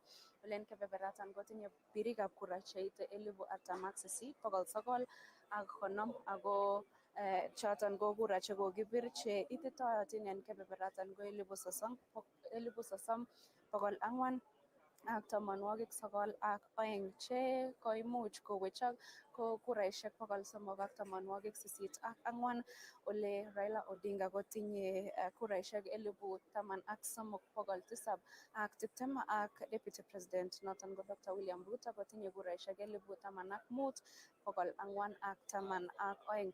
Niton inegen kakomuch kobarasta nebo ng'echeret en kibagengeitab lewenisiet ak kiwatoshek nebo IEBC noton ko Wafula Chebukati ole kaiwong en yoton akomwa kole tesetai ak chikilishoniton ako wendi kotesetai koborostoi noton ko walutik alak chebo lewenisiet noton kokiyai en betut nebo oin. Ibwat kora kole fomishek choton chebo 34A che ketesetai kimong'u ole akoi nguni ko nekikere en portal noton nebo IEBC ko choton ko fomishek che ite kebebertab 99.92 en bokol ako chuton ko makolo missing asikomuch ko noton konyor en kebeberta nebo musongnotet kobaten kitesetai keibu choton kobwa kebeberta nebo Bomas. En kebeberta age kora ko ng'alalet kobun agenge en commissioners chebo kibagenge noton bo IEBC noton ko Justus Nyang'waya ko en ng'alalet nekokochi agenge en ketesyoshek chebo letaetab logoiwek kokamwa kole tesetai icheket ak tetutik nebo koker kole kait fomishek chuton tugul en kebeberta nebo Bomas asikimuch kiwong tetutiet noton nebo koitetab kura ole kamwa icheket kole tindoi helikoptaishek che kakomuch konyorchigei icheket asikimuch keib fomishek chuton kobun kebeberwek chebo constituencies chemiten en Nyanza, Western parts chebo Rift Valley, Isiolo, Eastern en kwenutab kebeberwek alak che katoige en betutab rani. Niton ko nebo konyumnyum tetutiet netesetai nebo chikilisiet.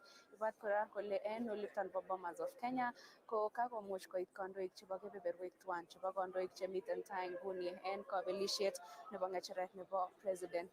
Noton ko kebeberta nebo Kenya Kwanza ak kebeberta nebo Azimio la Umoja ole miten kobotogei kibagenge noton bo IEBC ole icheket kora ko miten en chikilishonoton asikomuch kobit togunet. Ibwat kole nekakimit kibagenge noton ko nemwoe kole moyesho nebo en biikab boror ak kora missing ko chief agents chebo kandoichuton nebo konyorchigei fomishek chuton ako miten kobotogei en chikilishonoton akokere kot kobo imanit fomishek che kikochin biikab boror ako choton tugul teketesetai kisubi en lang'atutab betutab rani. Ibwat kole among'u ale niton kowendi koibe kasarta nekoi en kemboutab rani amun tesetai chikilishonoton niton ko lewenisiet 2022 nebo kenai kole ng'wany tos kandoindet ainon nemiten tai nekibendi keborostoi koik president elect en kwenutab Raila Odinga ak deputy president Dr. William Ruto. Jacqueline Arusei awekun konyo studio kobaten ole matyan ko otuitosi ak Nicholas Lele missing en kembouniton tugul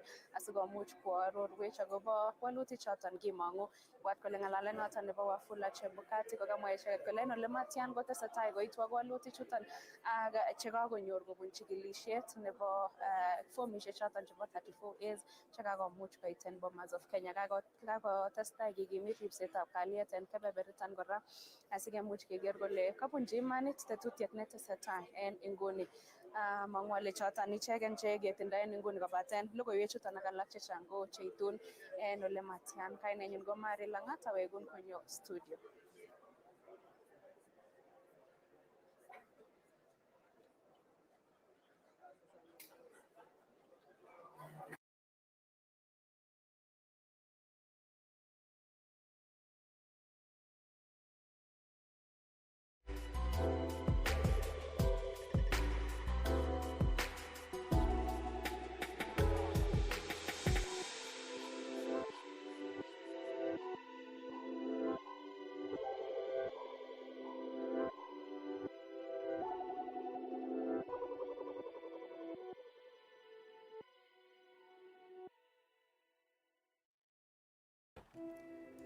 That there is Marie Lagarde from CAS TV, and she was rather giving us an update of the announcement that has just been made at the Iebc National Tallying Center, which now puts William Ruto after the confirmed reports of the tallying from Webuye East constituency as the leading in this election competition. William Ruto was able to garner, that is 16,412 votes, and whereas Raila came in second at 13,720, followed by Wajakoya at 249, 110 with Mwaure David. And that makes it a total of 30,491 casted votes.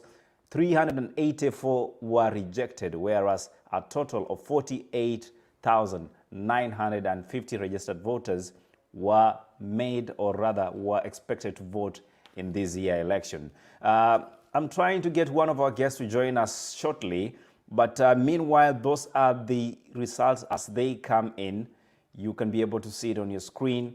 We'll make sure that we are able to screen this as much as possible so that you can have a feel of the already concluded reports.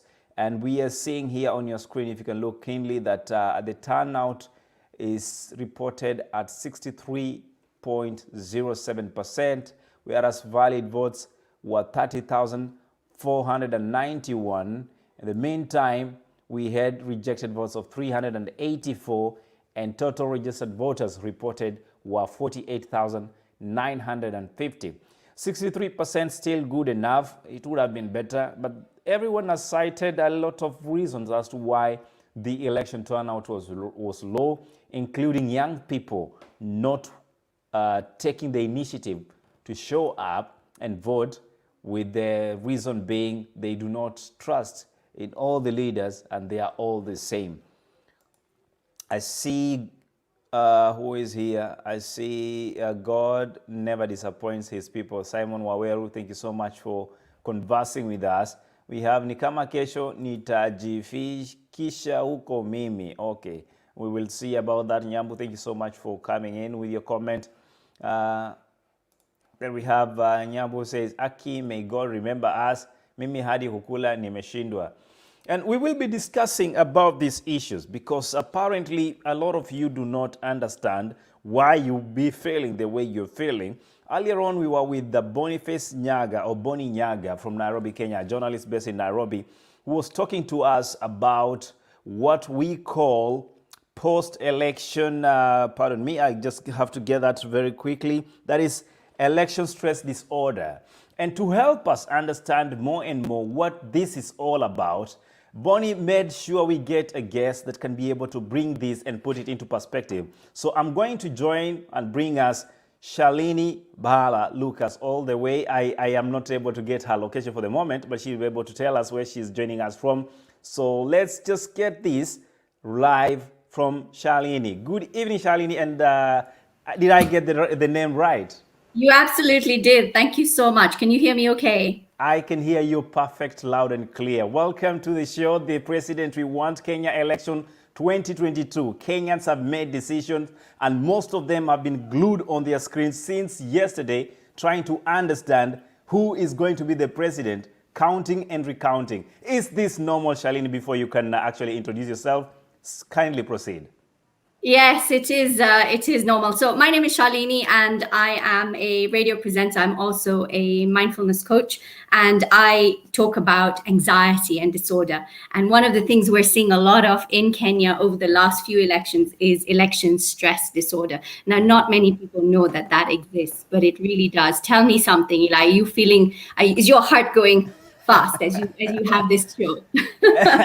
I think this has been one of the most challenging elections in my perspective, to ever oversee. For example, I was supposed to travel for 9 hours to go and witness what will be happening in Berlin, because I am a voter registered in the Diaspora electorate, rather constituency, and I had to travel for 9 hours to get to Berlin. Once I got there, I was tired. I had work to do. That means I have to bring the pictures. People want to know what is happening. And as you look at it, it is simple, but it's not an easy task to perform. And therefore, yes, the heart pumping, yes, you want to get it right. But after getting right, you also have to stay objective. You need to report objectively. You need to tell people what is happening as it is, not as you feel. So probably that's the challenge I've faced in this election period.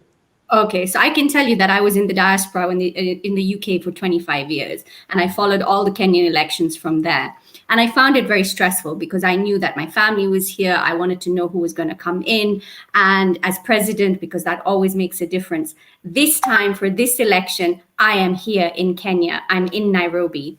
And the stress levels and the anxiety levels are much, much higher because you can feel the energy of the people. You can feel the stress that people are feeling. And also we're glued to TVs and radios and the internet all the time. And now with social media, there's even more information out there all the time. So election stress disorder is something that people feel. And it's a term that was coined in 2016 by a psychologist in America when Trump came into power. Because in America, a lot of people were feeling that anxiety. And being here on the ground in Nairobi, I can feel it. It's palpable. And I've spoken to a lot of people from all walks of life, all ages, and everybody feels this is a very important election because there's a lot of young people who are not feeling hopeful about the future. You know, Eli, our mental health issues have gone through the roof, our suicide rates have gone through the roof, and depression has gone through the roof. And young people between the ages of 20 and 35 are feeling hopeless about their future. So for them, this election is important.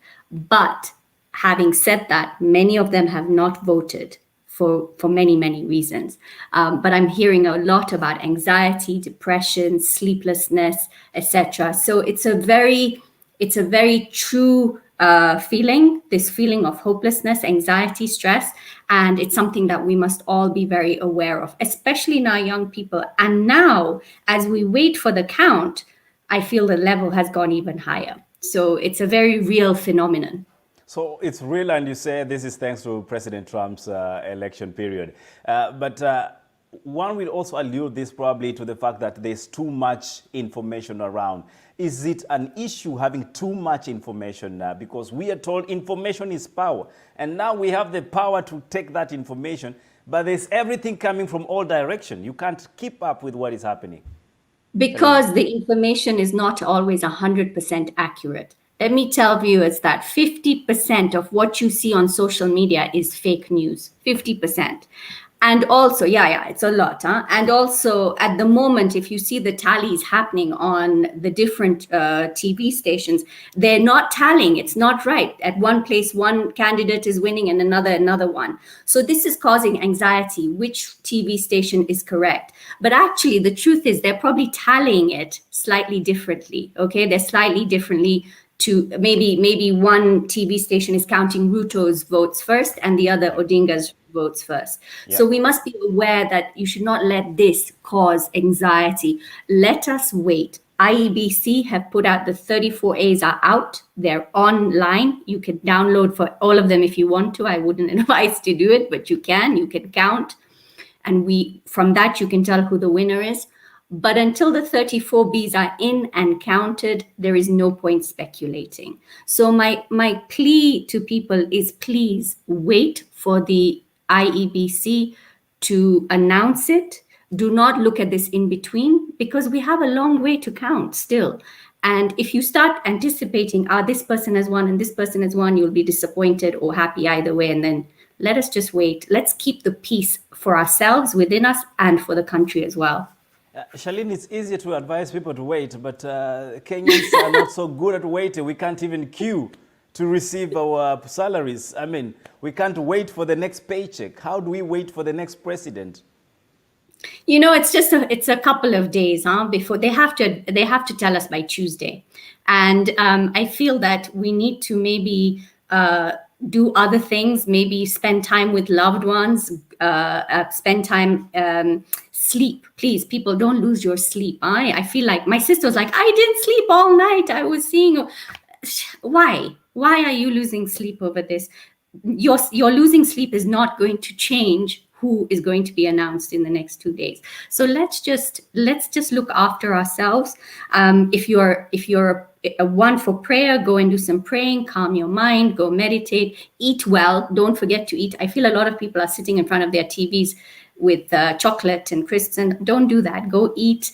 And also, just if during the day, if you can go out into nature, go out into nature. It's still very safe here in Nairobi. I know there's been violence in some places, not in Nairobi, but so let us look after ourselves, and let's not give so much energy to this process that we can't actually control. Let's give it some space and some time. The president-elect will be announced very soon, very soon. Great. Shalini, one of your introductions, you say you're a journalist and, of course, focus on mental health awareness and all that. The media's position in all this, how does the media play a role in either escalating or de-escalating these temperatures that each of us has been feeling since the 9th of August? I feel that the media has a huge part to play in our stress and our anxiety, and I fear that we have not done a very good job, especially if you look at how different media stations are adding up the tallies. I feel that we're constantly bringing on experts who are saying this person is one, that person is one, and that. Let us wait. So I feel like as media, we need to take more responsibility, not to sensationalize. But unfortunately, I know coming from the media world, people we sell sensation, sensational news, sensational stories, we sell them. And I feel that in Kenya, we do that a lot.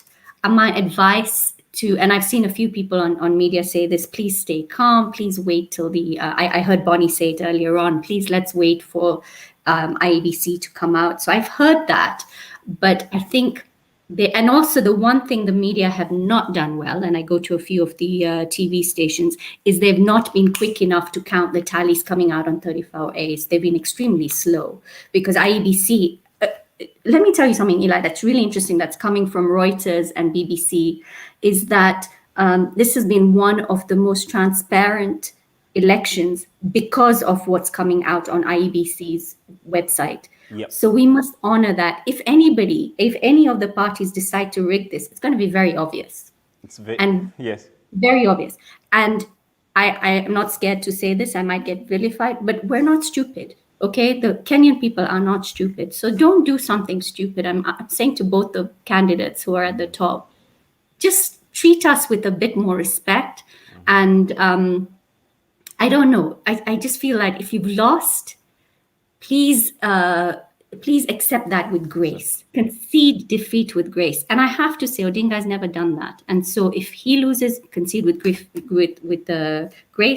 If Ruto loses, concede with grace, because we know that what the Iebc is one of the most transparent elections that Kenya has seen. Great. And Shalini, thank you so much for coming on. But before I can let you lose, any final thoughts on Kenyans and managing their expectations? Yeah, I feel like we were very worried about turnout. It was more than we thought, about 40-50%. It's now 66, I think, is the final turnout, which is pretty good. Please, guys, breathe, take time. Self-care is really important. The announcement will come out, and it will come out as soon as IEBC is ready as soon as the results have been validated. So let's not make it more anxious for ourselves, and do not share information that is not valid, verified, and from a true source. Please don't do that, because I just saw something, a meme on Instagram that said, "Oh, this is the new president," and I looked it up and I was like, "Oh my God, is it really?" And even I got anxious, and I looked at it, it was a meme. Don't do it. Don't do it. It's silly, especially when people are anxious about who the next president is. So let's take some responsibility for our own actions, and let's just stay calm, stay peaceful. We want a peaceful Kenya. I think that's the main thing to say. Is this the time you call us to that session and say, breathe in up to 10 before you Breathe speak? in. Yeah, I say breathe in and breathe out. Breathe in deeply, allow the breath to go into your stomach, and then breathe out all that does not serve you well. And I tell you, 1 minute of breathing, Eli, will change just the way you feel. So just deep breathing for a minute. Thank you so much. Breathe in. It doesn't have to be that bad and that serious. So thank you so much, Shalini, for coming on set. And I hope we're going to meet once again as the conversation moves on, because we stay covering this live from that is IEBC National Tallying Center and around the globe with the other correspondents that are on standby to give us a feed on what exactly the Kenyans are going through. And you need to stay out of that election disorder, because it is real, says Shalini. Thank you so much for coming on set. Thanks, Eli. Thank you. Take care. Okay. Bye. Take care. Bye-bye. That was Shalini, and she's a journalist and very much focused on matters mental health. Thank you so much for coming and sit once again. You can send in your questions and we'll be forwarding them to her in case you want to engage her further. For now, I want us to cross to the Bomas of Kenya and bring in Newton, who has been setting camp there. I think he has more business to do than most of us. Newton, I see we have some election results coming through. And what do you say, sir? Are you contented? So far, so good. How is the mood there? And what can you tell us? If you can get your microphone on. Thank you so much, Eli. We are doing good here in Nairobi. Yeah. This is the National Tallying Center for Kenya Kwanza. As you can see, we are ready. We are setting up because victory is on our side. And we believe that this is the night. Why are you having parallel tallying center? I mean, can't you leave this work to the IEBC and the media? Why do you need to follow through with the same procedure? Because IEBC has put all the results on a portal. And as a political coalition, we need to come out also and do our own tally. Because they say mathematics your arithmetics can go wrong. All those for IEBC can go wrong. So we are doing it for our own safety, for our own data, so that whatever is announced corresponds with whatever we have on our end. Okay. Yes. So all this, you're just trying to make sure you have everything coinciding with whatever you've received and whatever you haven't received. That's what you're trying to tell us. Exactly. Okay, are you there with the DP, or have you received any news about his whereabouts? How is he feeling? I know you don't speak for the DP, but you probably are closer than most of us. How is he feeling about these elections? He's very excited with the victory that we have, but again, he has maintained his calm because, as you understand, he's a man who loves peace, order, and he's someone who understands how to win an election. So he's calm. He's waiting for that moment that Chebukati will be announcing the final results, because we cannot as well announce the results on our own. We have our own data, we have our own tally, and yes, it's going to come out at the right time. But he's cool somewhere, taking some tea, sipping some tea, the best tea from Kericho, you know? Okay. You had to take it home, right? Yes. Newton. Freedom is coming. Freedom is coming, Eli. Freedom is coming. Are we going to free us from poverty? Are you going to free us from hunger and literacy? Because those are the problems we've been facing since independence. What other freedom do we expect, Newton? You know, freedom from state capture. You can see what is happening with the other opponents. They're using the state resources to set up imaginary places where they can do some mock swearing in. they are ready to refuse or to refute the results that are going to be announced by Chebukati. But now on our end, what you are saying is that an as Kenya assumption, Kwanza, sir, or is it factual? it is something that they are known for it. So it's not something new from our side. But something very important is to say on our end, immediately Chebukati pronounces his words that William Ruto is the president-elect, will embark to work because Kenyans are hungry. Kenyans don't have food on their tables. Kenyan businesses are going down. The economy is not doing good. And you can see and understand that our plan as Kenya Kwanza is to put up a robust economic plan to ensure that we are at par with the world in regards to bringing back the economy. And we believe, yes, from his victory, the dollar is going to stabilize, as you have known that it has been on a declining trend. But we believe with the Kenya Kwanza victory that is almost here, we are going to see a stable dollar in regards to our economy.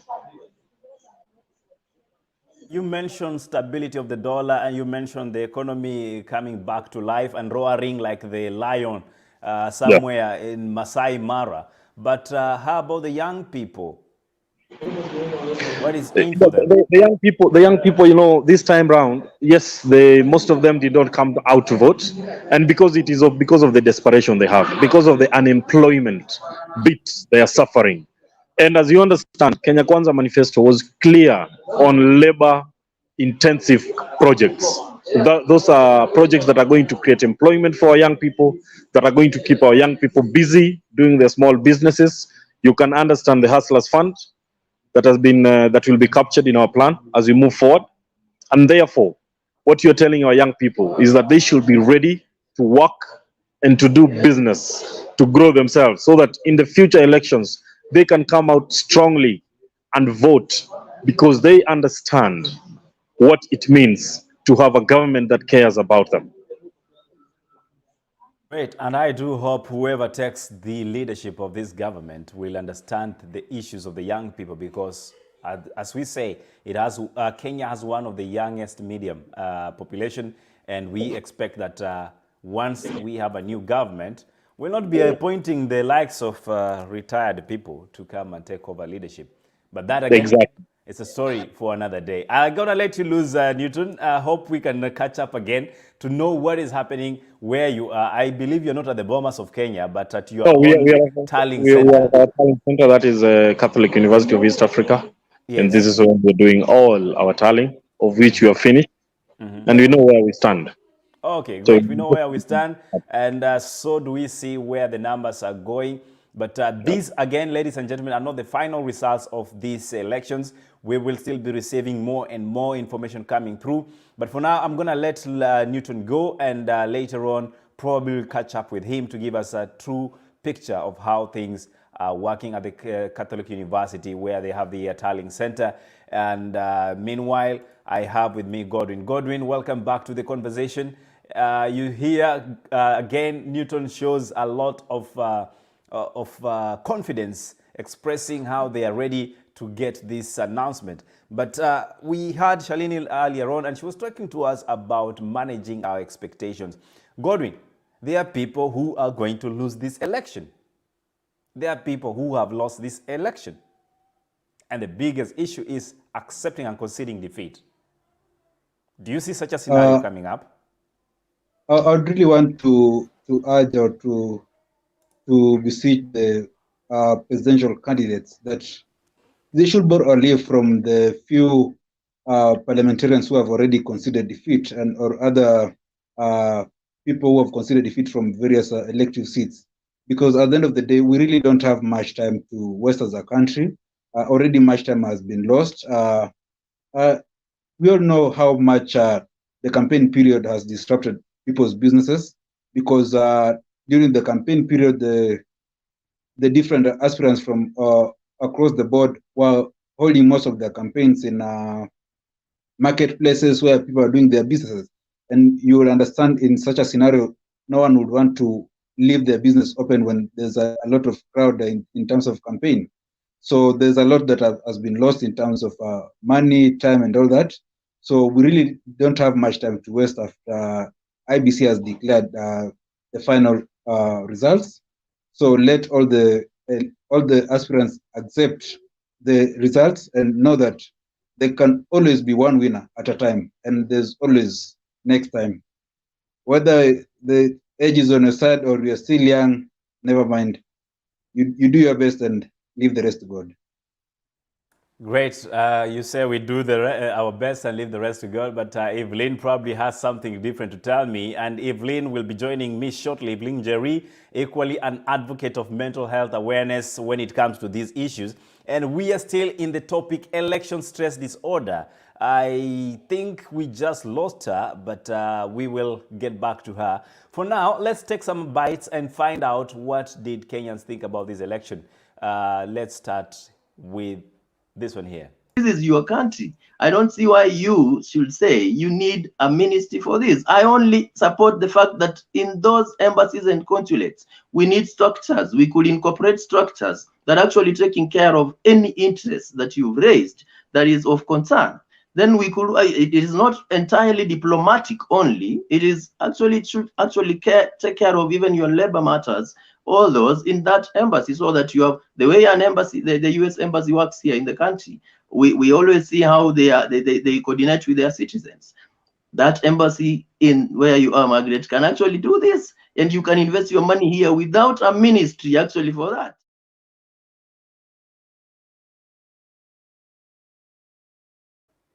Well, that was heated when MK was here trying to discuss matters diaspora ministry, which a lot of diaspora members are pushing for. But for now, we stick with the matters election stress disorder. Do you know some of you could be suffering from that? Evelyn Jerry joining me tonight on set. Good evening, Evelyn, and how are you tonight? I am well, Eli. How are you? I'm great. I'm great. Yes, you got it right. You got it right. I was telling a couple of friends that people that have money like you call me Eli. People who are trying to have money call me Eli. And I accept all those two names. Oh, well, I like Eli. Sounds better. Yeah, that sounds way better. Now I feel the money. I feel the money. But Jerry, election disorder, kindly introduce yourself and then we can move on to the topic election stress disorder. My name is Evelyn Jerry. I am the Evelyn, I'm struggling to get your audio. I don't know if there's something you've not been able to connect correctly. Can you hear me now? Yes, it's way better. All right. So my name is Evelyn Jerry. I am the current Miss Kavika of Kenya 2021-2022. I am also a mental health advocate, and we have been discussing mental health, election stress disorder with Shalini Balalukas and Ovaya Kareki, who is also, she was the Miss Universe 2018. We have been discussing this for the past 5 weeks now. I guess you guys had Shalini on the live just a few minutes ago. Yeah. So that's the introduction, Eli. Wow. I'm now feeling the power in this room. But then again, let's talk about the power of mental health issues when it comes to elections. Yeah. Quick enough, Shalini was here, talked about a few of the things. But from your perspective, Evelyn, what could be the main reasons Kenyans are really browsing from TV to TV trying to get information? What is happening to them? Well, I think I've been one of them. I think a lot of us suffer from anxiety without really knowing about it, and I don't think we've been taught how to deal with the unknown, uncertainty, and the fact that like before, we will know what is happening step by step, just on the previous elections in 2017, 2013, and I think it's some sort of a tradition being in front of the TV, and we feel like more in control, like seeing what is happening. But now this time round, it's terrible because every station is taking the tally, the Form 34A or B. I don't even know which one. The Form one, 34. it's A. We are still on A. The stations A. are only allowed Right. to view the A's. Yes.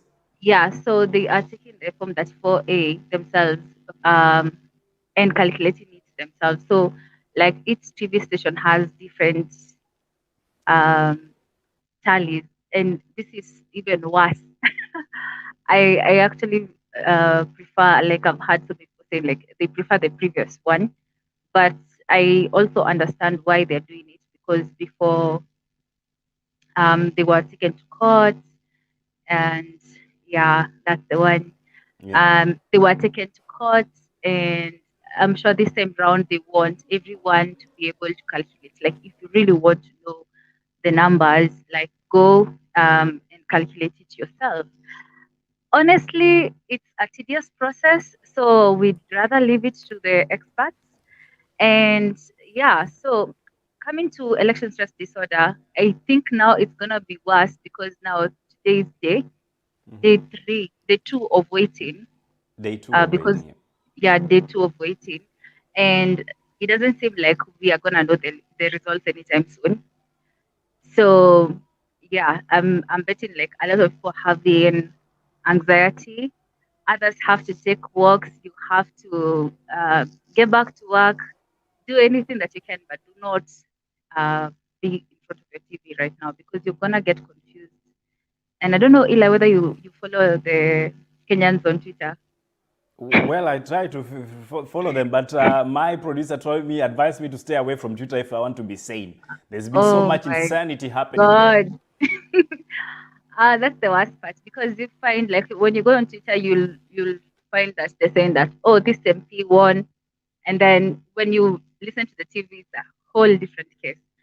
So yeah, I'd also advise people to stay away from social media as well. Like even if you're on social media, do something else. Watch movies if you're not busy.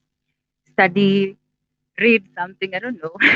I think reading will be a bit difficult for the moment. Probably listen to some podcasts that make you feel good music will work. But that's my opinion though. And Jerry, let me ask you one more question before I can actually release you. It's why are people so interested in forwarding the so-called results and messages? Kwani hatuna TV? We actually asked ourselves the same question. My mom got a message from, I don't know, like maybe her friends, and the results were actually way, like no TV station is even showing what she's sending, like. And then like you wonder, like, okay, do you know something that we don't? Are you in the IBC? What is happening? Like, and it's kind of crazy. I don't know, like, why are people sharing? And you can actually get into trouble for this. So stop sharing. I'd rather you create memes. Like there's some really funny memes going around right now. Share memes. Do not share tallies. The guy that was voting with a helmet, that kind of meme you want us to have? With there's another one. There's a new one? Oh my God. There's one that just made me almost die. Like there's one of a picture of a hyena laughing when looking at Wajakoya's vote right now. I see where you're going. So Wajakoya got 2 votes and everybody was asking them, now you see? So you guys need to get to those memes. They'll make you feel better. That's the best you can get out of these elections. At the end of the day, there's this message that I was also forwarded, and it was saying that if you are to go to the IEBC website and calculate the results of every county is going to take you 5 hours. And calculate, we have 47 counties, right? 47 times 5. Plus the diaspora is now 48, which you people have been avoiding to mention. Oh my God, I'm so sorry, Eli. So let me ask you, if you take 48 times 5 hours, that is about 9 days. It's going to take you 9 days to complete the tally. So you can do a lot with 9 days, guys. Like, do not sit there in front of your TV. Just wait for the final result. And also, remember this. If you do not agree with the results and the candidates do not agree with the results, you can always go take it to court, and they only have like 14 days to, like get a ruling or something. So as in trust the process. I don't think we trust the process that much. Like, why do you think that is so? Evelyn, if you can look at your screen, and Towi says, tuambiwe what is remaining. We are stressed up, man. Like I told you, it's gonna take a long time to complete calculating all this. So if it's gonna take me that long, so maybe it's gonna take them less days because there are more people. So let's just trust them, guys. I think there's nothing we can do right now. And we as mental health advocates, we advocate for people accepting that you cannot be in control of everything. This is one of those things. You are not in control, and all you can do is wait and practice patience. Practice patience, and I hope we're gonna do that, because Evelyn, I know the country we come from. Patience is not a virtue. We only read it in the Bible, right? But thank you so much for coming on. Any final thoughts before we can let you go, Evelyn? Well, all I can say, it's the same thing that I've said. Like, you can follow Shalini, and she usually does like I don't know, like mindfulness coaching about breathing exercises and all that, like how to manage anxiety, or even research on YouTube and all that. There's so many people who have podcasts and videos on how to manage your anxiety and find something good to do with your life, because sitting in front of a TV is not gonna get you anywhere. You're not gonna get the results. You're gonna get the results, especially if when you are you looking get for the the results. Yeah, you're gonna get the results when you get the results. So, like, guys, do something better with your life. Let's do something better with our lives, and thank you so much, Evelyn. I will be requesting you to send me your handle so that we can post them later on our link for those who want to follow and get to know much more about election disorder. Evelyn is your girl. Thank you so much for coming on set, and hope to see you again as we continue the conversation. All right, I'm here, Eli. Thank you for hosting me. Thank you so much. See you next time. Bye. Bye-bye. Bye. There you have it, guys. If you have nothing better to do, then do it here, because here we talk about things that can make you feel much better. What are we talking about? Everything and anything from family to politics. You know, many people say girls are closer to their dads, right? And if you check, a good percentage of girls who have really succeeded in their lives were closer to their dads. It's quite unfortunate that I really didn't grow up having that connection with my dad. Given the fact that he was around, but we didn't really have that connection. I actually think I missed that fatherly love. Nilikuwa tu, you see. And this contributed to a big percentage of my childhood traumas that I'm struggling with right now. Yes.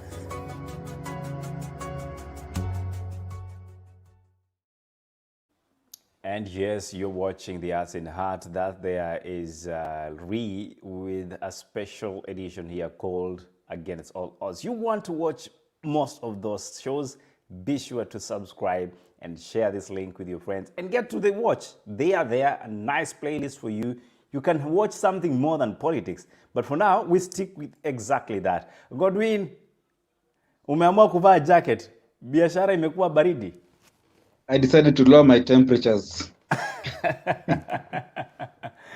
Welcome back, Godwin, and we're still staying with the Bomas issues. You can see on your screen, earlier on we had the Webuye East constituency confirmed results coming in, and Ruto William Samoei leading with 16,412, which equates to 53.82%. Raila Amolo Odinga from Azimio la Umoja with 13,720, that is 44.99%. Wajakoya George Lushiri with 249 votes, 0.81%. And Wahiga David Mwaure from Agano Party with 110 votes, that is 0.36% of the total casted votes. We see a registered number of voters at 48,950. turnout being reported at 63.07%, and therefore the valid votes were counted to be 30,491, rejected votes 384. And this is the only so far announced official confirmed data in terms of election results for the presidential candidates that has been posted by Iebc.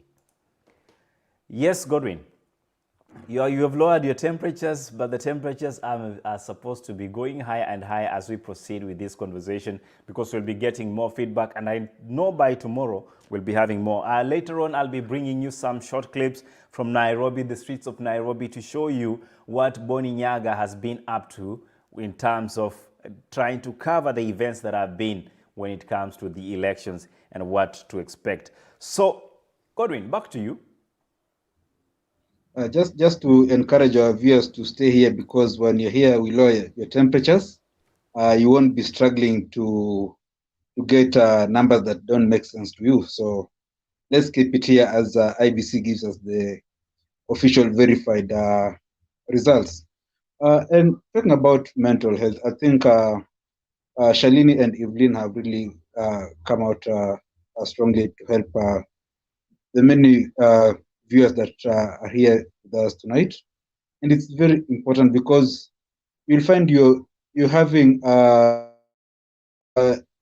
election stress disorder for something that really doesn't concern you, because you'll find mostly it's at this time many Kenyans are unproductive, because we are concentrating on the numbers that are coming in so slow. The numbers that we are concentrating on are unverified. So if you're talking about anything, we're only talking about the few numbers that have been declared by IBC chairman Wafula Chebukati. But all other numbers are just making us so uncomfortable, getting us stressed. And you'll find even the families are not so close right now, because you'll find everyone is glued on the TV. There's no social life going on in that house or wherever there is. People are not eating, as Shalini pointed out earlier. So we really need to shift our focus. As much as I understand it's very difficult, more so for those people who are doing intensive work, and for students especially, because as much as you want to say you want to read, yes, you'll be reading, but you're not understanding.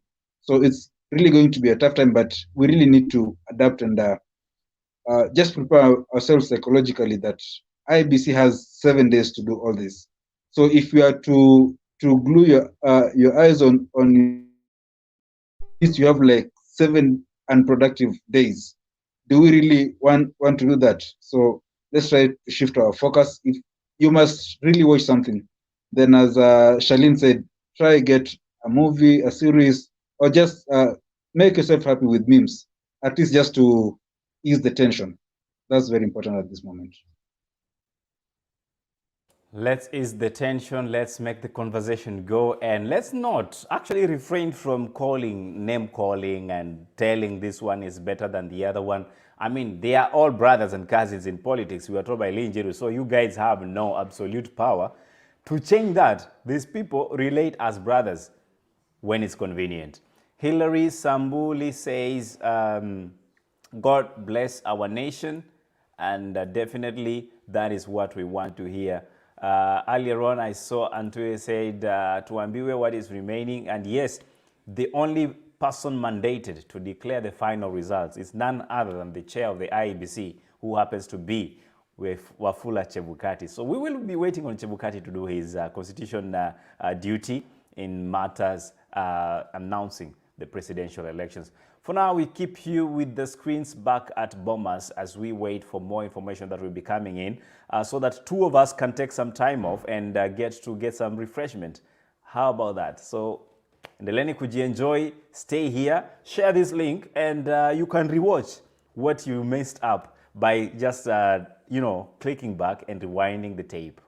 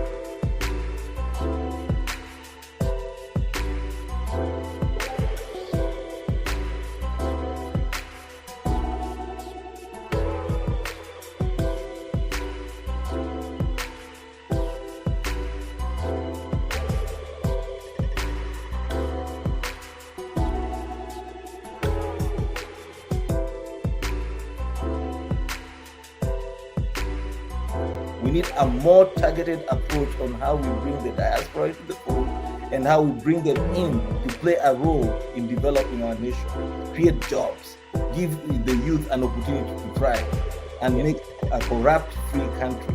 That's what we are saying.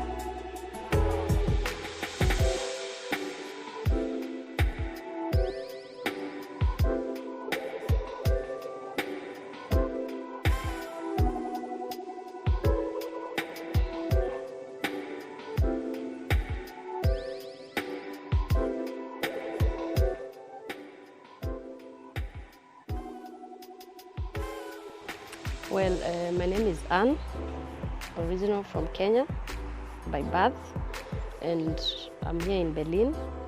So as the third vote, I think, I'm privileged, I'm happy to exercise my civil right as a Kenyan. And the process is running very smoothly, and also the weather is very nice. What we can request the new government is to have the dual citizenship. It could make things easier. As you know, those people who are German citizenship, they were not allowed to vote since it's not dual.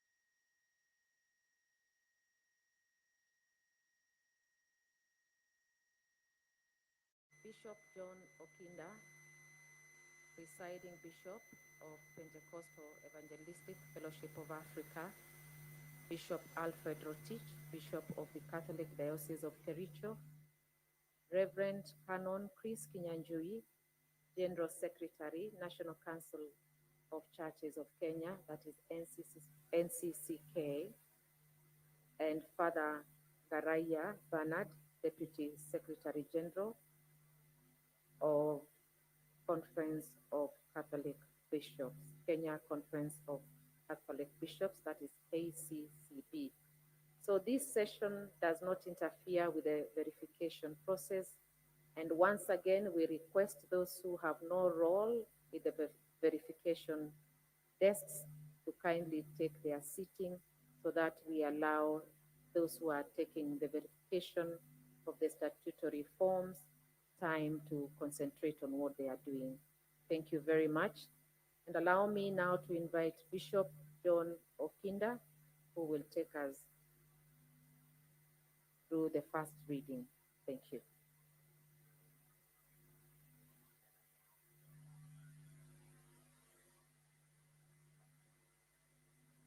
Thank you, Tabitha. I'm reading from the book of Psalms 66, verses 1 to 5. Shout for joy to God, all the earth. Sing the glory of his name. Make his praises glorious. Say to God, how awesome are your deeds. So great is your power that your enemies cringe before you. All the earth bows down to you. They sing praises to you. They sing the praise of your name. Come and see what God has done, his awesome deeds for mankind. Allow me to read the second reading from the book of Matthew, chapter number 5, verse 1 to 12. Now, when Jesus saw the crowds, he went up on a mountainside and sat down. His disciples came to him. And he began to teach them. He said, Blessed are the poor in spirit, for theirs is the kingdom of heaven. Blessed are those who mourn, for they will be comforted. Blessed are the meek, for they will inherit the earth. Blessed are those who hunger for thirst, for righteousness, for they will be filled. Blessed are the merciful, for they will be shown mercy. Blessed are the pure in spirit, for they will see God. Blessed are the peacemakers, for they will be called children of God. Blessed are those who are persecuted because of righteousness, for theirs is the kingdom of heaven. Blessed are you when people insult you, persecute you, and falsely say all kinds of evil against you because of me. Rejoice and be glad, because great is your reward in heaven. For in the same way they persecute the righteous, they will persecute you. And may the Lord bless the reading of his word.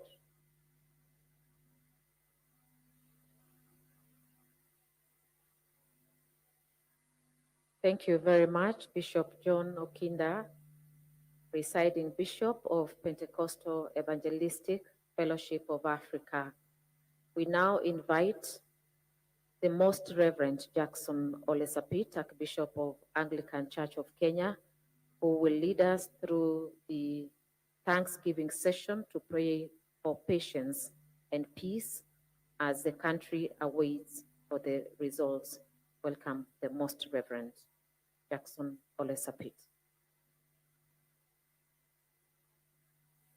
Thank you very much.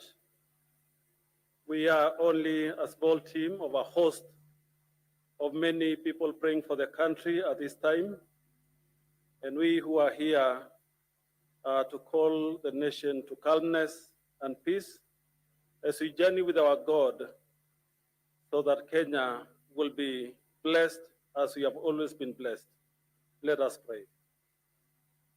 Let us pray for the electoral body that has been charged to carry out the work of election. We pray particularly for the chair and his commissioners, the CEO and all staff across the country, that God may guide them to carry out this task with diligence and courage. May he pour out his spirit upon them so that they may be strengthened to conduct this mission peacefully and to the ultimate purpose for which it was destined. Let us also give thanks to God for a peaceful election during the election period. Dear Lord, as we reflect on the journey you have walked with us as a nation through the campaign period up to the general elections, we are grateful. We give you thanks for enabling Kenyans to vote peacefully. As Iebc now continues to count and tally votes for the various elective positions, we pray that you grant them divine grace to count every vote with diligence and excellence, and also with integrity. May you grant that the technical ICT infrastructure that supports relaying of votes works well without any mishap. To the glory of your name, Lord, graciously hear our prayer. We now invite Bishop Anyolo to carry on with the prayers.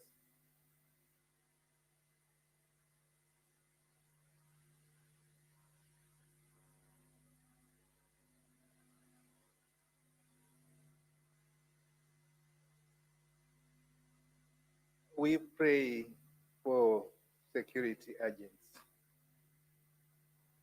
We pray for security agents that the Almighty God may bless them as we come closer to the end of our election process, and that they may undertake their responsibilities of securing our country from external and internal threats, so that we may be able to do our duties in peace, especially this time of electioneering, and that they may do their work without favor for the greater glory of God. We pray this through Christ our Lord.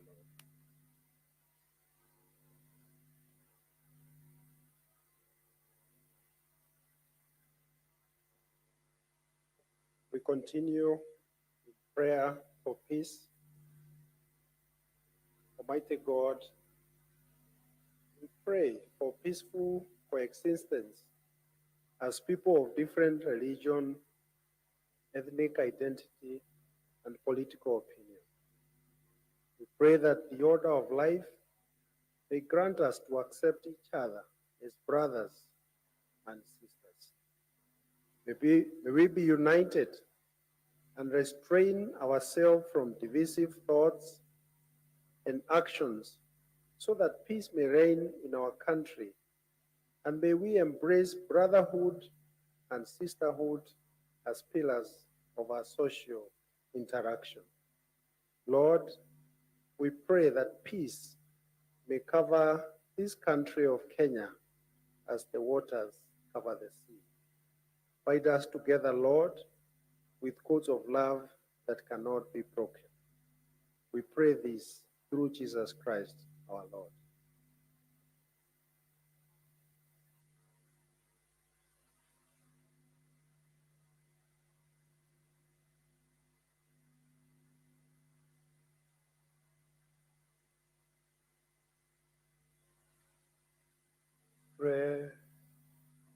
patience, prayer against anxiety as we await for the results. Almighty Father and God of all creation, we know that you express your will through people in a democracy like ours. As we await for the tallying and announcement of the results for various elected positions, especially for the president, we graciously and with humility ask that you gift us with the virtue of patience from all forms of anxiety, so that hoping and trusting in your will may be demonstrated in the final results. We ask of you, you who move and live and have our being, Lord, graciously hear our prayer.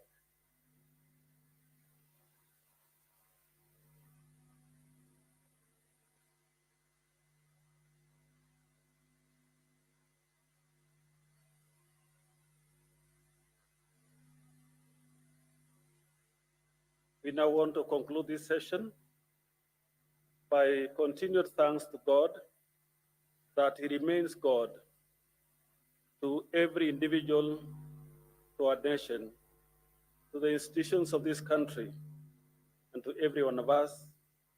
And now we want to end by saying the words of the grace. And now may the grace of our Lord Jesus Christ and the love of God and the fellowship of the Holy Spirit be with us now and forevermore. Amen.